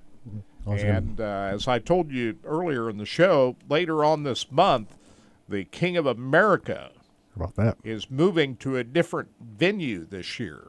No longer at Humboldt Speedway. It's going to be at Lucas Oil Speedway. And that is the weekend of March 29th. The last weekend of the month. Let's hope the weather cooperates. That's right. But, Lucas Oil Speedway can handle bad weather. Well, yeah, they got because of all the paved pits and all of that sort of thing. So hopefully Mother Nature will cooperate when we get to the end of March. That's going to be a big event at Lucas Oil Speedway for the King of America. Hey, I want to give a shout out to Jim Baker. You remember Jim Baker? He used to race out at Lakeside Speedway. He owns a Speedway muffler. He used to race the pink number 15, I believe, but I can't remember. He owns Speedway muffler there. He had a pretty big health scare a few months back, but he's back to work full time today. And so it's really good to have, and like you said, he's taken care of everybody in Kansas City for a long time, getting your mufflers done. Him and Buzz's muffler on down the street on Leavenworth Road. But Jim Baker, like I said, a local race car driver. I saw a post on Facebook today that he's back at work full time, and he appreciates all the patients and everybody that had been his customer for so many years. So it's good to see old Jim. He retired from the racing side of things a couple years back, and he used to run the Grand Nationals, so he retired when they quit racing those Grand Nationals out there, but runs that Speedway muffler right there on Leavenworth Road, Kirk, and he's been there forever. That building's those guys have been there forever. So good to have Jim back, and glad that he's gotten over his health problems. And it's like you said, as we get older, we're all battling something, and it's good to see that he's back in business. Good going, Jim. That's good. Welcome back. Good stuff. We're going to hear from Justin Haley, NASCAR driver, coming up a little bit later on this hour. We recorded that interview earlier this week. Justin Haley is now driving for Spire Motorsports. How about that? And matter of fact, it was Spire who won his only before Cup Series race at Daytona here a few years. That's Remember that rain-shortened event? That's right. And Justin Haley has got a pretty good crew chief backing him up. His name is Rodney Childers, who used to be Kevin Harvick's crew chief. Kind of a famous guy. When the crew chief is pretty much a household name, that means you're probably doing something. And this interview that we had with Justin, we did it during the middle of the week, so it wasn't on our Mostly Motorsports or on any other Track Talk. We had some phone issues on Justin's side, so we cut the interview a little bit short. It's a smaller interview, so normally we play it on hour one, our NASCAR interviews, but we were having some audio problems. I did as best as I could, Kirk, to pump up his audio and get some bass into it, but I think he might have been on a Bluetooth phone or maybe a speaker phone or something, and so we were having some. But we could hear him. We could hear him fine, but we had two more questions in there, but the answers got cut because we were having some phone issues. So the interview's a little shorter than what we would have liked, but it's still a good 7-minute interview with Justin. And then we have part 2 of our interview with Chase Randall. And here in a little bit, we'll hear from Bob Douglas. How about that? Be going into the Carb Hall of Fame tonight, which is a great interview, Bob. So really good interview. We'll play that interview here in just a couple of minutes. Brent Cruz won the ARCA race at How about that? Phoenix Raceway last night, and if you remember, Brent Cruz, as a 14-year-old kid, he won a midget race out here at Valley Speedway, and then he won a race at Sweet Springs too. I think it was like 13 or 14 years old when he did it at the time. But now he's gotten into the pavement side of things and is making his name on that side of things. We saw him race the Snowball Derby. He's going to be racing the ARCA series, looks Very like, cool. this year for Joe Gibbs Racing. He's under the Joe Gibbs banner now. Let me tell you, Gibbs is hot right now, and let me tell you, when they talk about the future stars racing out at Sweet Springs, there's a proof of it right there, Kirk Elliott. I mean, this guy was out there racing around town locally, and here he is winning on the last lap at Phoenix last night. Unbelievable. He battled, they called him Butterbean Queen. How about that? Brendan Queen. He won at Daytona here a couple of weeks ago. I was going to say Brendan that Queen won the race at Daytona. Right. And Brent Cruz outdueled him on the last lap for the win last night at Phoenix Raceway. So good stuff. Congratulations to Brent Cruz. I know that for a fact that all these drivers look forward to the Kansas Speedway race when they come into town here, and I'm kind of looking forward this year. There's been pretty good racing on the ARCA side this year. You know, sometimes it's a crash fest over there, but they've had some pretty good races so far already this year, and I don't think we'll see them again here in May. That's right. And boy, races going on today, Kirk. Got another race going on here, and today and then tomorrow. So NASCAR is already in full swing. It is, and drag racing also in full swing. And I'm looking forward to watching the drag racers down at Gainesville this weekend, too. Well, Bob Douglas will be going into the Central Auto Racing Boosters Hall of Fame tonight. And earlier this week, we spoke with Bob Douglas. He is the owner and founder of Rod End Supply, our great sponsor here on Track Talk. He's also head of the POWRi Midwest Lightning Sprint Division. And here is the conversation we had with our new Carb Hall of Famer, Bob Douglas. You're a Hall of Famer now, too, Bob. Congratulations to you. Well, thank you. Yeah, it's quite an honor to be inducted into the Carb Hall of Fame. It's a pretty neat deal. Yeah, just what were you thinking? Was that something that you even thought about, or how big a shock was that when you were informed you were in the Hall of Fame? Well, it was a shock because I hadn't even thought about it, quite frankly.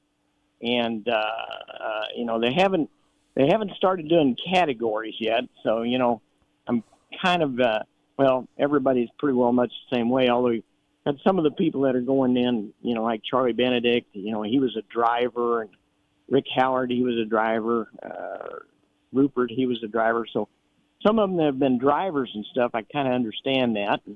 And but like the National Sprint Car Hall of Fame, they've kind of got categories, where they've got mechanics and scribes and photographers and that kind of stuff. So, and they'll finally get around to it. It takes a little bit to do it. So you're gonna make it back in time for the ceremony there, I trust, Bob. Right? Well, I'm coming back early. Normally we normally come down for 2 weeks, the last week of February, first week of March, and we come down on a Sunday and then come back on a Sunday, and I got to come back a couple days early, but that's all right. It's worth it. This only happens once, right? So you got to do it. Yeah. Only happens once, yes. Yeah, so you have to do it, that's for sure. Yeah. So one of the big reasons you're going in, one of the probably the biggest reason is the business you created here in Kansas City, which has been a big impact to racers all over the world, is Rod End Supply. Just give us a little history of how you got started with Rod End Supply. Well, I had been a manufacturer's rep. For people that don't know what that is, a company will hire you to be a salesperson in a given geographical area, and anything that's sold in that area, then you get paid a percentage of whatever that price was, or whatever the invoice was. But you got to pay your own expenses. You get your own cars. Wherever it's your company, so to speak, but you get paid for working. And I had represented a couple of different companies on rod ends, and anyhow, I had somebody that said, "You know what? You really ought to start your own distributorship type situation," and said you probably make more money on it and maybe enjoy it a little more. And I got to thinking about it, and that's kind of how it got started.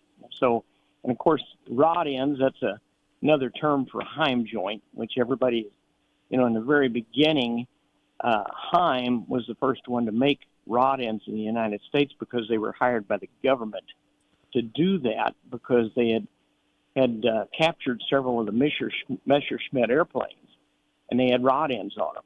And so the government went to Heim in New York and said, "Hey, we need these on our planes. Can you make them?" And he said, "Sure."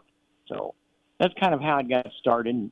But anyhow, the true name of the part itself is a rod end.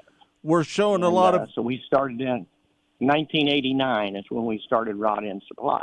When we're showing a lot of video from the PRI show down there, man, that is a great place to go to, isn't it? Oh, for a gearhead, people that like automobiles, any type of automobile, that's a great place to go.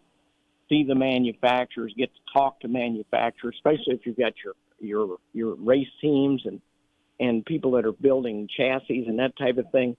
You get to talk to people that kind of know the ins and outs of what's going on as far as the materials and specifications and that type of thing. So, yeah, it is a great program to go to. Hey, talk about your Rod End Supply. You got a rod end that's got some plastic in it. Talk about that a little bit. Yeah, it's actually it's a material that we've developed. It's a 612 nylon. Most of the rod ends that you see that has this black in it. That's a 6.6 nylon. Sometimes I'm not even sure it's that. But we've developed this. It's got a 612 nylon, which is a different type of nylon. It also it's infused with fiberglass and Teflon. So it's more durable than the black nylon type parts that are out there. You don't lubricate it. It doesn't get loose and sloppy. It doesn't beat out. You just kind of put them on and kind of forget that they're even there. You don't have to clean them. You don't do anything to them. Just put them on. The transition since you started in 1989, there's been a lot of changes in racing, the technology, things that you probably couldn't even imagine back even in 1989, what things have transformed into today. Where are we going in the future with parts and pieces and the expense of racing in general? Well, unfortunately, the engine situation, the motor situation, is the most costly as far as in the racing endeavors. And unless you start speccing the motors out, having just certain components, maybe keeping the compression ratios down and that type of thing, that'll help with some of the costs. But the cost of the materials just keep going up. And then, of course, if you've got somebody that's putting these motors together, they still have to get paid for their work. And, the sad part about it is that a racing motor, if you blow one up that's freshly done, sometimes the motor guy that did it, he'll help you out a little bit, but he can't cover the entire cost of it. So, and racing is just hard on equipment. I mean, that's all it is. Where our Midwest Lightning Sprints, we're running motorcycle engines, and these motorcycle engines are 1,000 cc, and their design, their red line is up with they're around 14,000 RPM. And on the street, rarely will they see 14,000 RPM. If they do, it's because they're keeping it in gear too long before they shift. On our race cars, when we get out on the racetrack, we're turning between, I like to keep my motors between 13 and 13.5. Okay, but they're turning that for 10 minutes. That's hard on equipment, very hard on equipment. Well, as we said earlier, Bob, the other reason you're going into the Hall of Fame is what you've done promoting the Midwest Lightning Sprints and the current series, the POWRi Midwest Lightning Sprints. We'll have another season in 2025. There's going to be some big growth coming up this year. We saw you at the banquet here a few weeks back. You're going to see some big growth there in that series, aren't you? Yeah, we've got 6 new driver owners coming in, and I've got 3 more people that are standing in line to get in cars that people haven't got drivers for right now.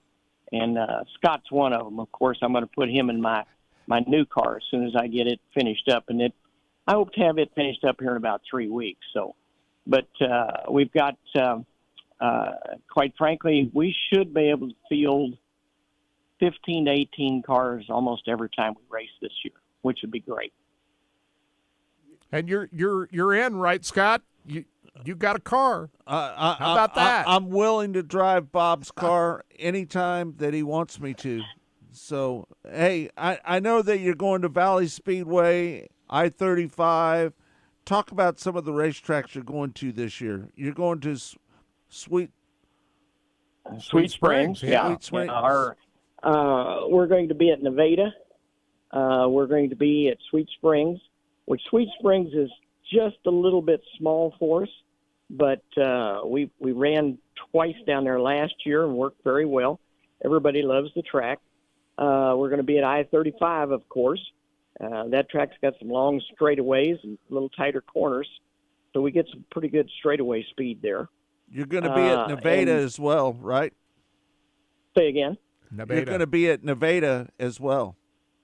Yes, Nevada, Valley, of course, Sweet Springs, and, gosh, why is my brain not functioning right now? I-35, you got Valley, you got Yeah, you got all those racetracks you're going to on several different occasions this year. Yeah, we got the schedule up right now. Stanley Kreisel, your champion, told me that he thought Sweet Springs was just right. He liked that size of a racetrack. Well, I don't know if he actually cut his teeth on that track, but he ran a micro down there for a long time. And he knows that track like it's been in his backyard, and all he's got to do is go out and make laps. So, but no, it'll be a track that there'll be racing everywhere on the track. And quite frankly, when we put 15 cars out there, it's going to be a full field of cars. Yeah, most definitely. And, these cars go faster than you think. I mean, you're sitting in the grandstand watching these cars. They fly around the racetrack, don't they? We're anywhere between 1.5 to 2 seconds a lap faster than the A-mods. Yeah. And a lot of people look at it and they say, well, those are just motorcycle engines. They can't be very fast. Well, these the motors that we're using is 1,000 cc. They're 170 horsepower stock on the bike. All right. And they'll run 200 mile an hour on a bike out on the street.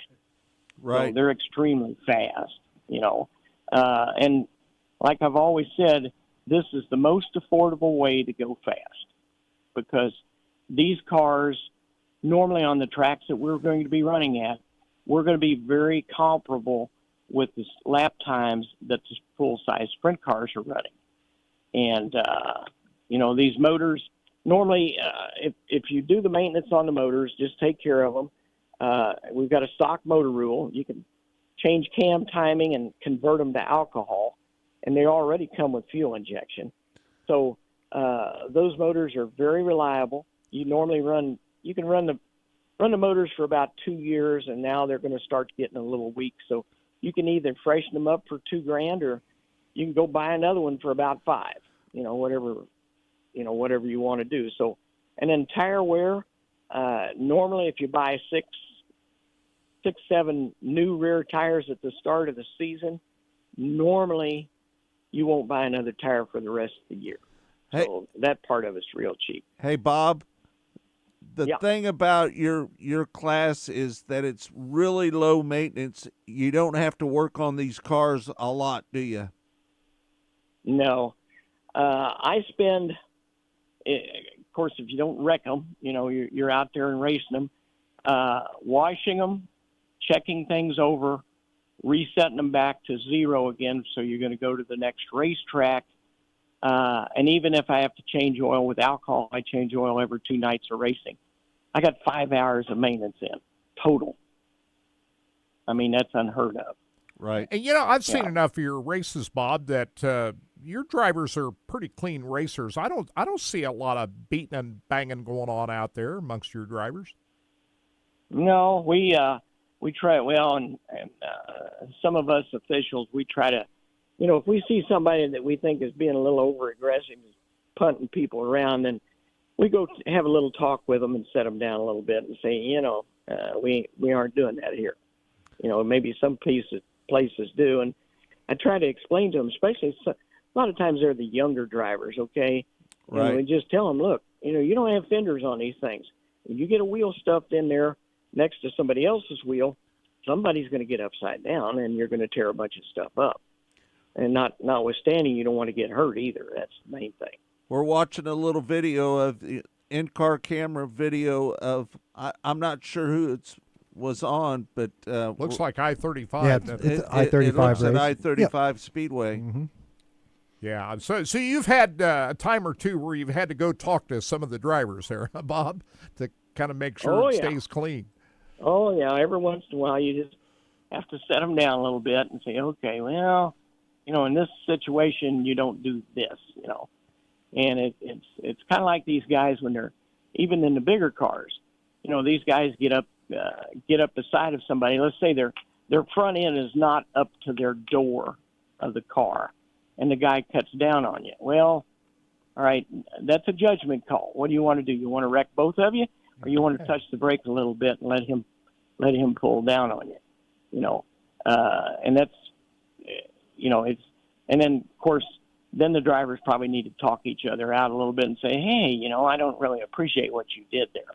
But, Right. you know, drivers are going to be drivers, and everybody wants to win. And, you know, main thing is that nobody gets too aggressive. That's the big deal. But nobody wants to work on wreck race cars at the end of the night. Oh, no. It's expensive. I had a young man in my car last year that rented it, and I will be renting my cars out. You know, they're going to be about $500 a night. If you wreck it, then you got to pay for the parts because you're not going to be able to fix it. I'm going to have to fix it. Yeah. But you're going to have to pay for the parts. And he got into the wall coming out of 2 up at I-35. And besides the $500 rental fee, it cost him another $1,700.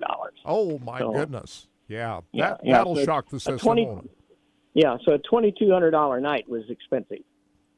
Yeah, you don't want to, and some of these people that do that, you know, they don't have a lot of money to burn. So that's why they're No. racing this. They don't have that kind of money. No.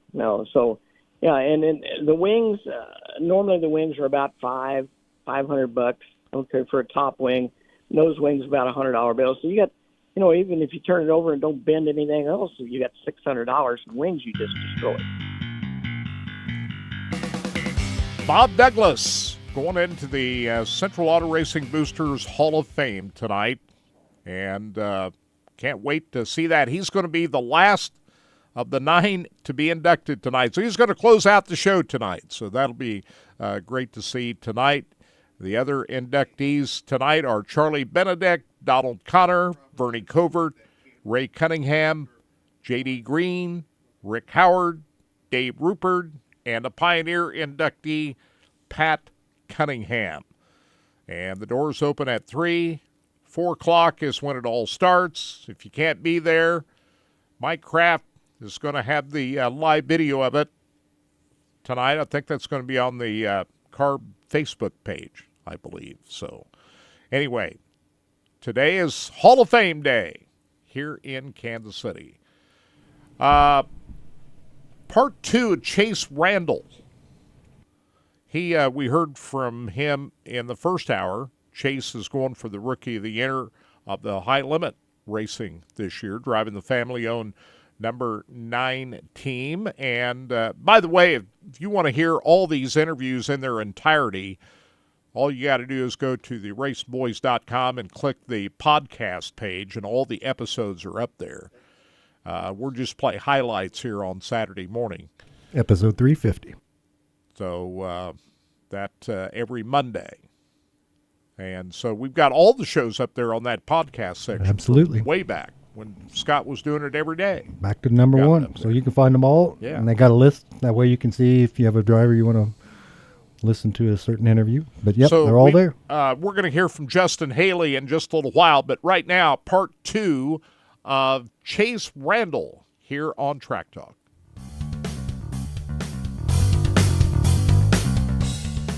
Let's go behind the scenes a little bit, Chase, and talk about the people who's going to be working on your race car, traveling out with you on the road. I know your dad's a big part of that, but who are going to be working on your race car?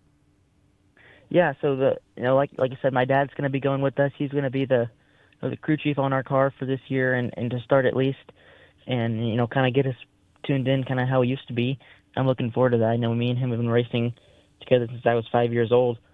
So we really know how each other kind of operates and can get the car tuned up the best we can. And Balin McGinnis as well. He's going to be working on my race car, kind of getting it all tuned up, and he's going to be our car chief and tire guy for this season. So I'm really looking forward to that. I know he's going to do a great job, and I have full confidence in them both to give me a fast race car every night. Hey, to be honest with you, good help is hard to find. We talk about that a lot on this show. Good help is hard to find, isn't it? Yeah, it is. I mean, that's kind of where we're at as a team right now. We only, like I said, only have my dad and Balin right now. So we know, those the two guys we have, and myself, can take really good care of the car, and like I said, prepare it every night. And we're not just gonna try to get anybody to kind of fill that role. We're just trying to find that right person who kind of fits in and gels well, whenever that comes available and things like that. That's kind of, where it's at right now. Well, I kind of think, and I hear it from the things that you say, the relationship you had with your dad is very important here. Just to kind of talk about how that's going to be a key for you going forward, you and your dad being together. Yeah, like I was saying, we've been racing since I was 5 years old, and I'm 20 now, so it's been quite a long time, and it's just so hard to describe kind of how it is, just because we've been racing for so long. There's not really, you can't replace that or kind of operate at that level if you haven't been doing that for so long. So I think that's going to be the one thing that's going to help this year going national racing for our first time, is just because we can work really well and be consistent right out of the gate. It's not going to be trying to if I was going to work with somebody new, gel with them at the same time as we're trying to race nationally at different tracks I haven't seen and a lot of new things all at once. There's going to only be a couple of new things, so it's going to be easier to control, I feel like, at that point.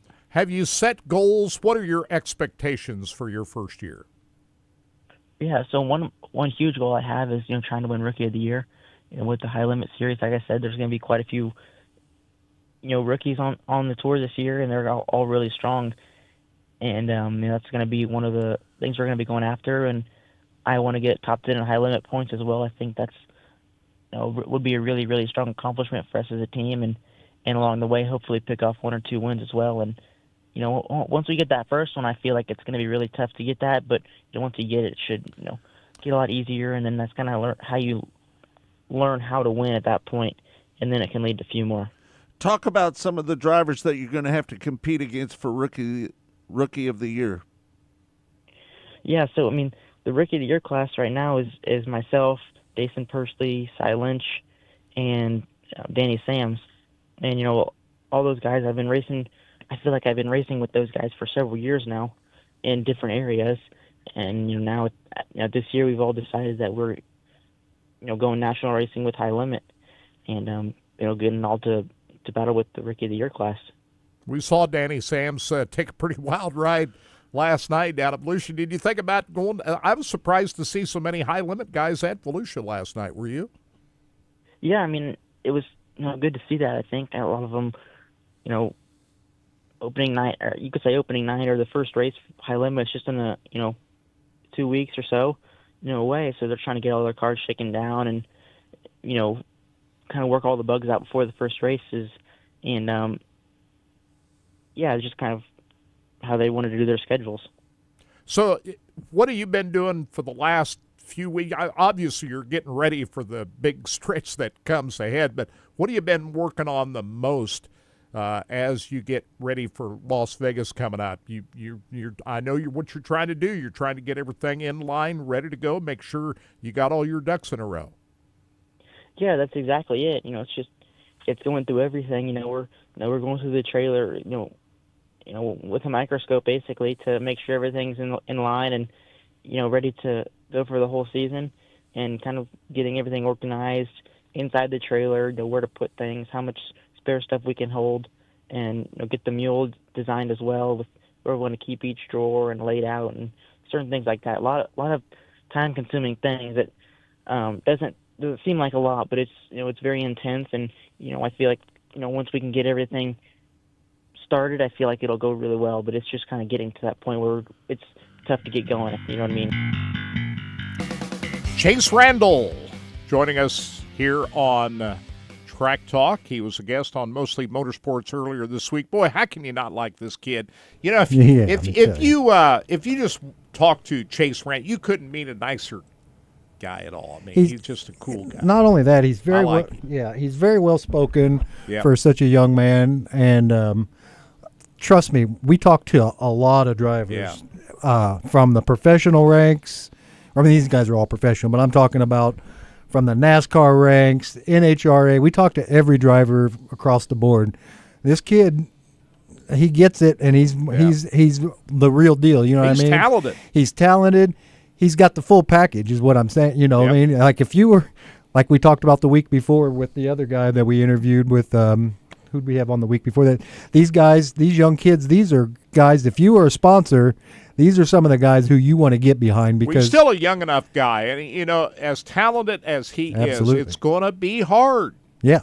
Well, he had that, because the competition level, it's so strong from top to bottom. Well, he talked about it. He's going to, you know, you would think he could just run in there and get Rookie of the Year.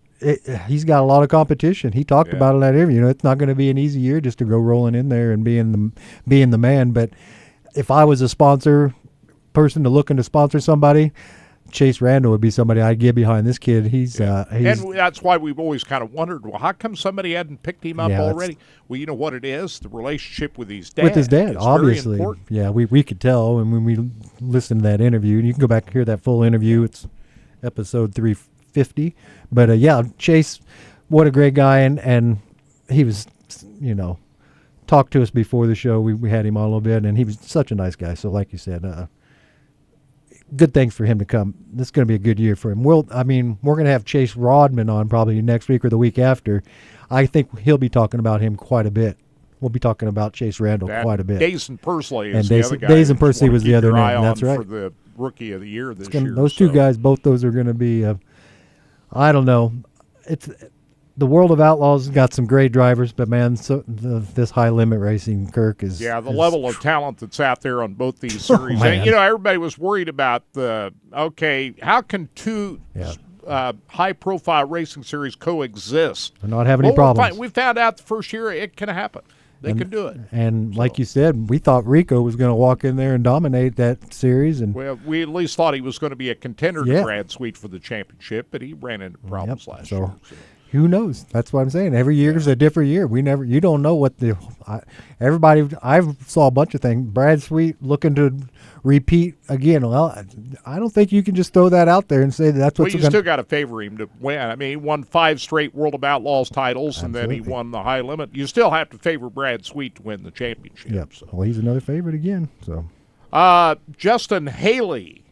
This interview has not been heard at all. That we recorded this interview, what was that, Tuesday? Yeah, he is the driver of the Spire Motorsports number 7 Chevrolet. He'll be at Phoenix this weekend. He's struggling a little bit out there, but he did finish 16th in the road race at COTA last weekend, but he's struggling to find his way right now. But he's with a good team and a good crew chief. Rodney Childers, his crew chief. We spoke with Justin Haley. Of course, we'll see him out here at Kansas Speedway in a couple of months. So here is that interview with NASCAR Cup Series driver Justin Haley. Joining us now is Justin Haley, driver of the number 7 Chevrolet for Spire Motorsports. Justin, thanks for being with us. How you doing today?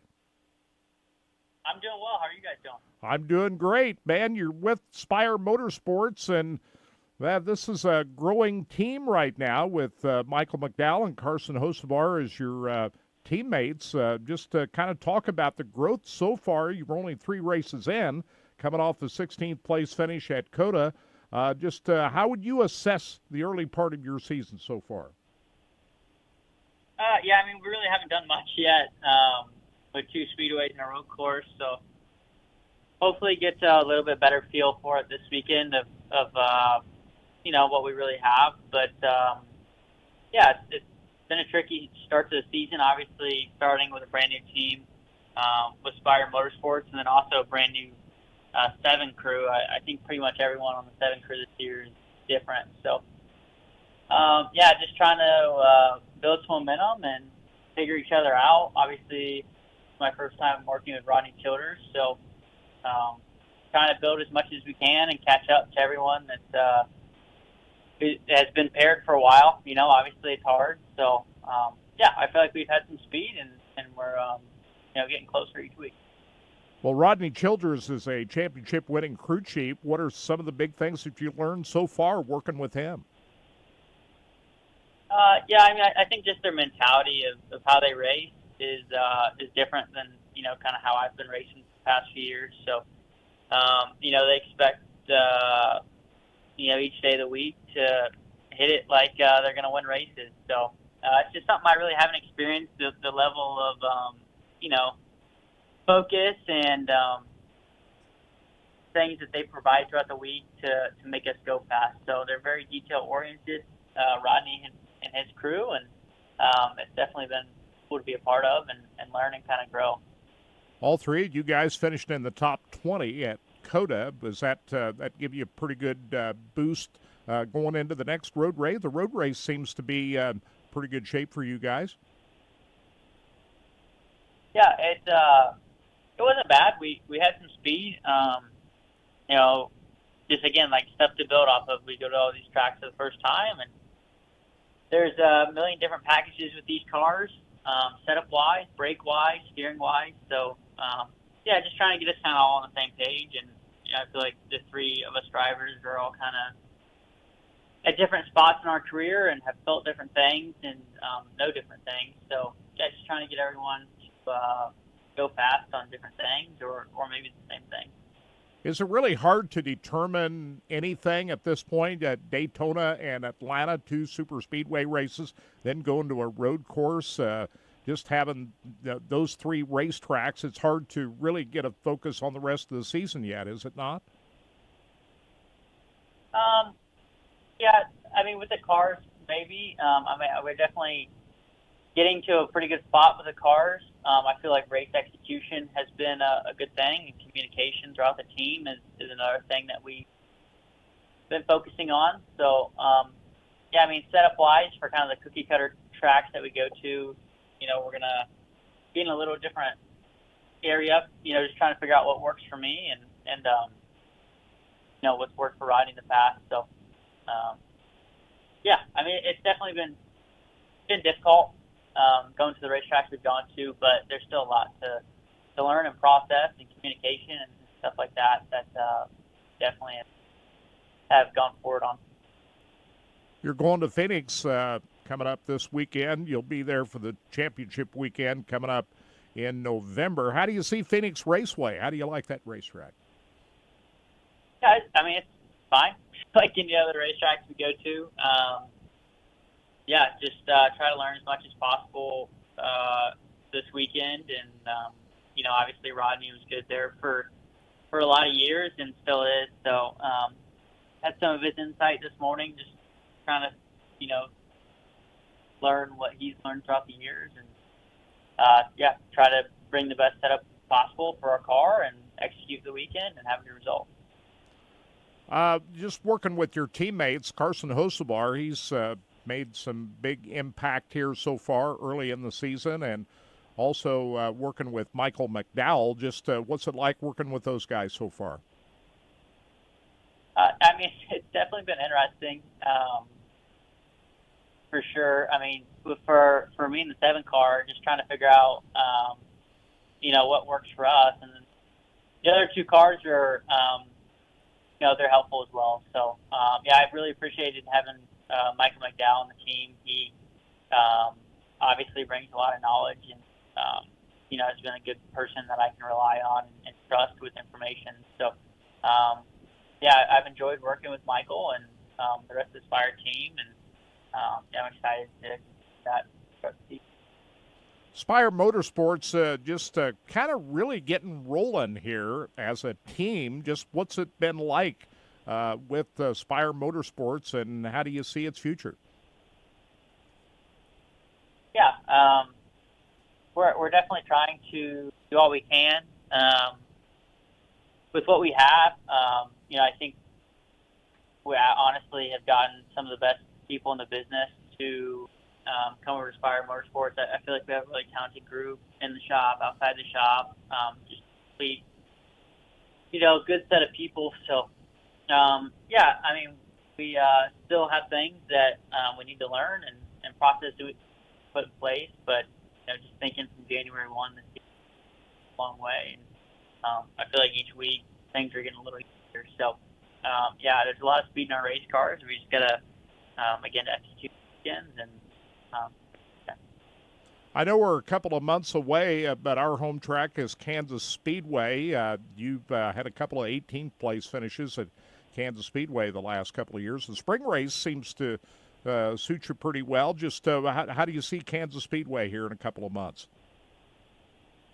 Yeah, Kansas is, it's become one of the more fun tracks to go to now with next-gen car. I feel like it races pretty well, and it's definitely getting a little bit, the surface is wearing out. So, yeah, I've enjoyed it. It's definitely a tricky track to kind of get your car balanced right, but, yeah, I enjoy going there. Hey, Justin, thanks a lot for joining us. Good luck to you this weekend at Phoenix Raceway. We look forward to talking to you down the road. Yep, thank you. I appreciate it.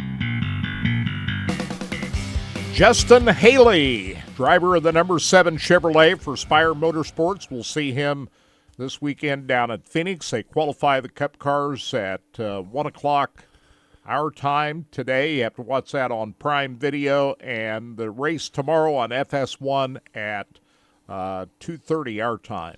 That's Central Daylight Time, so don't miss it. We lose an hour. Scott Traylor has joined us. Hey. Here we are at the end of the show. You're here. How you doing, Kirk? I'm doing great. So there's no water in the house this morning, so there's no water. That's a big issue here at the Traylor household. That's a big issue right now going on with. We don't know why. Well, you had water issues a couple of weeks ago, didn't you not? We did. Yep.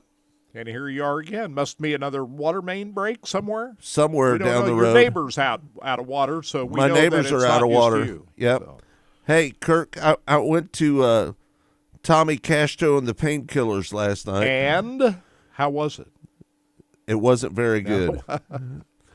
To be honest with you, the outtakes were a lot better than the Tommy Castro and the Painkillers. That was the band before Tommy or after Tommy Castro? After Tommy Castro. Wow. So the outtakes turned out to be the lead act. Right. For you. Right. But you paid for Tommy Castro, and you didn't get what you paid for. I paid $24 a ticket to see Tommy Castro and the Painkillers. Yep, Dieter and I both. But it was not good. It wasn't good. And you this is why you weren't with it. You thought, hey, I'm going to go out and enjoy the concert. I'm going to have a great night. I don't want to get up early the next morning. And the concert didn't turn out like you thought it should. Well, to be honest with you, I hadn't heard Tommy Castro and the Painkillers, a lot of their music. I haven't heard a lot of it. But live, they just didn't deliver. I thought that he was a blues guitar player. I thought he was going to be pretty good. What did he turn out? He wasn't a blues guitar player, or what? He was a blues guitar player, but he wasn't very good. Not very good. So you can't really tell watching YouTube videos or whatever how good somebody might be. Do you normally check out people that you're going to go see? Well, yeah, I don't go to a lot of concerts unless I have pretty good confidence that it's going to be good. Hey, there is one that I went to one time that I had no idea what I was getting into, but it was on your recommendation, and that Joe Bonamassa. Yeah, Joe Bonamassa, and I had a seat, 3 rows from the stage, and that turned out to be one of the great concerts I've ever seen, and it's because you recommended him. So, hey, I don't go to concerts unless I know for sure what I'm getting myself into. Buckethead is tomorrow night. Is he playing here in Kansas City? I've already got my tickets tomorrow night. But you know what you're getting yourself into, right, Todd? This guy wearing a bucket on his head, Kirk. Look at a KFC bucket. Look at this guy, Kirk. And he wears a mask and a bucket on his head. And you're pretty confident he's going to be good. Oh, I know he's going to be good. Yeah. He's a pretty good guitar player, isn't he, Todd? Playing at the Granada Theater out in Lawrence, and so I'm heading to Lawrence. In Lawrence tomorrow to see this is a Sunday show. What time's the start? Doors open at 6 or 7. And why does he wear the mask? So nobody knows who he is. But they do know who he is. There's pictures of him. Yeah, nobody's really ever seen. There's only a picture of him in grade school. He likes to live a private life. Absolutely. But he's like a robot. Want to be recognized. See, Kirk, watch him. He does robot moves. Watch up there on the screen. Watch him. Kirk, check that out. He's watching it on the preview screen. But he comes out by himself, Kirk. No band. has backing tracks, and he just sets and plays. But nobody knows his real name. No, his name is Brent something or other. But see, it's him and a drummer, and it's not even a real band. It's Now, just, what is this? He don't want to be recognized if he goes into the local I don't know. Walmart I think or this something? is how he's been. I think maybe this is his little niche thing that kind of make him known, and so he wore a bucket on his head his whole life. And the drummer sings. Yeah, Buckethead. He said he grew up in a chicken coop as a child, and he grew up in a chicken coop. Yeah, he had a chicken coop, and he played for Guns N' Roses there for a while when Axl fired and Slash and everybody, and this kid came in and played for him. But he's a very talented guitar player. I've never got to see him live, so tomorrow's the day. Tomorrow night's the night. So, where's he playing at? Granada Theater out in Lawrence. So I'm heading to Lawrence and gonna go. Me and my buddy Justin gonna go check out Buckethead. Cross that off my your to-do list. My It's your list. bucket list. My bucket list, so to speak. Your bucket list. So Knuckleheads is a great place to go. Todd and I were kind of talking. You were celebrating early your birthday. That's what this was all about. Right. Last night, right? My birthday's on Monday. Early happy birthday to you. My wife's we'll is later wish you that- again on Monday. And my wife's is later again that week. You'll be here on the show on Monday. When is your wife's birthday? The 14th. The 14th? Yep. Or the 15th. I'm going to get in trouble. You can pin me down now. I'll have to go back. March 15th? 14th or 15th, something in there. My brother-in-law Rick's birthday is coming up. Be Wednesday. How about that? Man, 15th, so. that's a lot of birthdays right next to each other. A lot of birthdays coming up. Right. But you'll be here on Monday. I'll be here on I'll Monday. be here on Monday. We're going to try to reach out. We don't know for sure who we're going to have on Might Monday. get I on- may try to get a hold of Bill Baylog. Bill I don't have Baylog. his number, but we'll maybe try to reach out to him. Marie seemed like that was a pretty good option. She Yeah. liked that. She was hollering about Bill this morning, right on in the gate. So, good stuff, man. Yeah, Bill Baylog. I didn't think he was how going to did be he able to hold outrun- off David Gravel. I didn't think he was going to hold off David Gravel. How did he hold off David Gravel? We just Outran him? outran him. I mean, Gravel, once he got into second, I thought, okay, he's going to quickly chase down Bill Baylog. But it never happened. For anybody that wants to get on racingboys.com, we've got all those stories up there, don't we, Yep, Kurt? We do. So the Outlaws are going to be at it tonight at Magnolia, Mississippi. They're going to start a half hour earlier. Marie let us told, know because that they're there's- worried about the rain down there. No USMTS races tonight. Nope. They've already called Already that called off. it off. Rocket Raceway Park last night. Kyle Strickler winning the feature. Watch that on Racing Dirt. They called off tonight's show before the end of the races last night because the 75% chance of rain down in Petty, Texas. So no races of the USMTS. So that's in Petty, Texas? Petty, Yep. Texas. All finished. They So knew the next USMTS event is the King of America, which is going to be at Lucas Oil Lucas Speedway Oil this Speedway. year in late March, the weekend of March 27th through the 29th. fingers crossed they can get that in. March is always a rough weather month. Yeah. With the rain. It is. So World of Outlaws tonight at Magnolia. David Gravel has qualified number one, the last 4 nights? It's going to be hard to beat him when he qualifies number one. David Gravel is really tough to beat, isn't he? He's on a roll right now. Yep. Even though he didn't win last night, Bill Gravel Baylog. is. I can't above believe that Bill everybody. Baylog won that He did. race. Got her done. His second career World of Outlaws win. That was only his second win? Yeah. His second career win. He won up in Wisconsin here a couple of years ago. You know, he's an underrated driver, don't you think? Baylog, he's a pretty good wheelman. He's a pretty good wheelman. Yeah. So he gets it done, and Magnolia, Mississippi is tonight. The High Limit, we talked about the High Limit and Chase Randall coming on. They're opening up next weekend, Thursday and Saturday at Las Vegas. So we're starting to get into it here.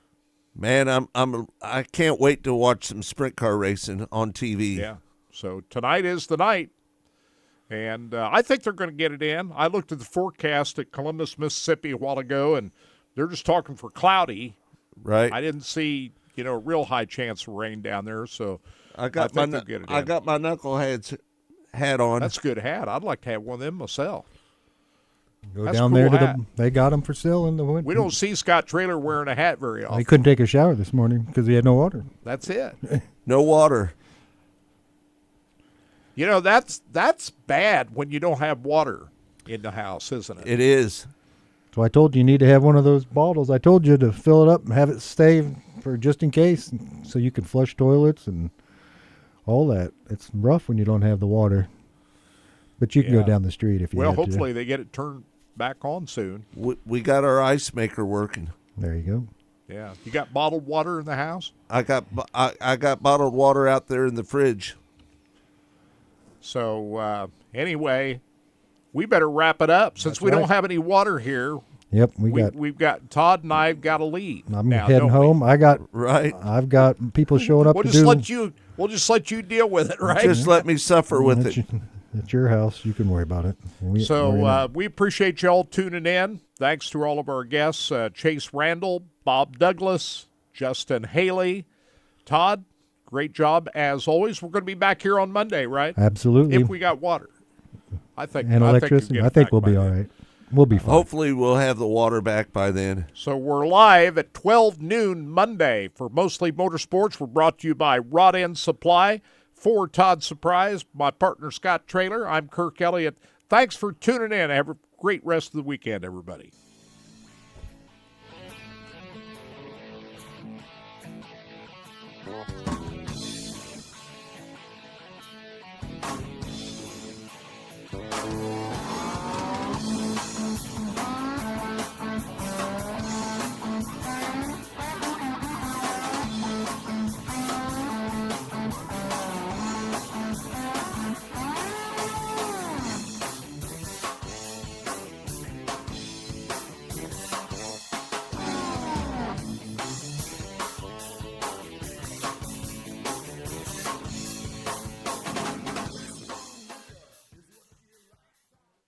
Go harder, faster, stronger with Rod End Supply. Whether you are running industrial, farming equipment, or a race car, Rod End Supply has the assortment of rod ends, radius rods, and specialty products that will help you lead the field in performance. Our superior design means our rod ends last longer and perform better, giving you the edge on the track and saving you money. Contact Rod End Supply or order online today at rodendsupply.com. We don't just sell them, we race them. rodendsupply.com. Serving the racing community for over 30 years.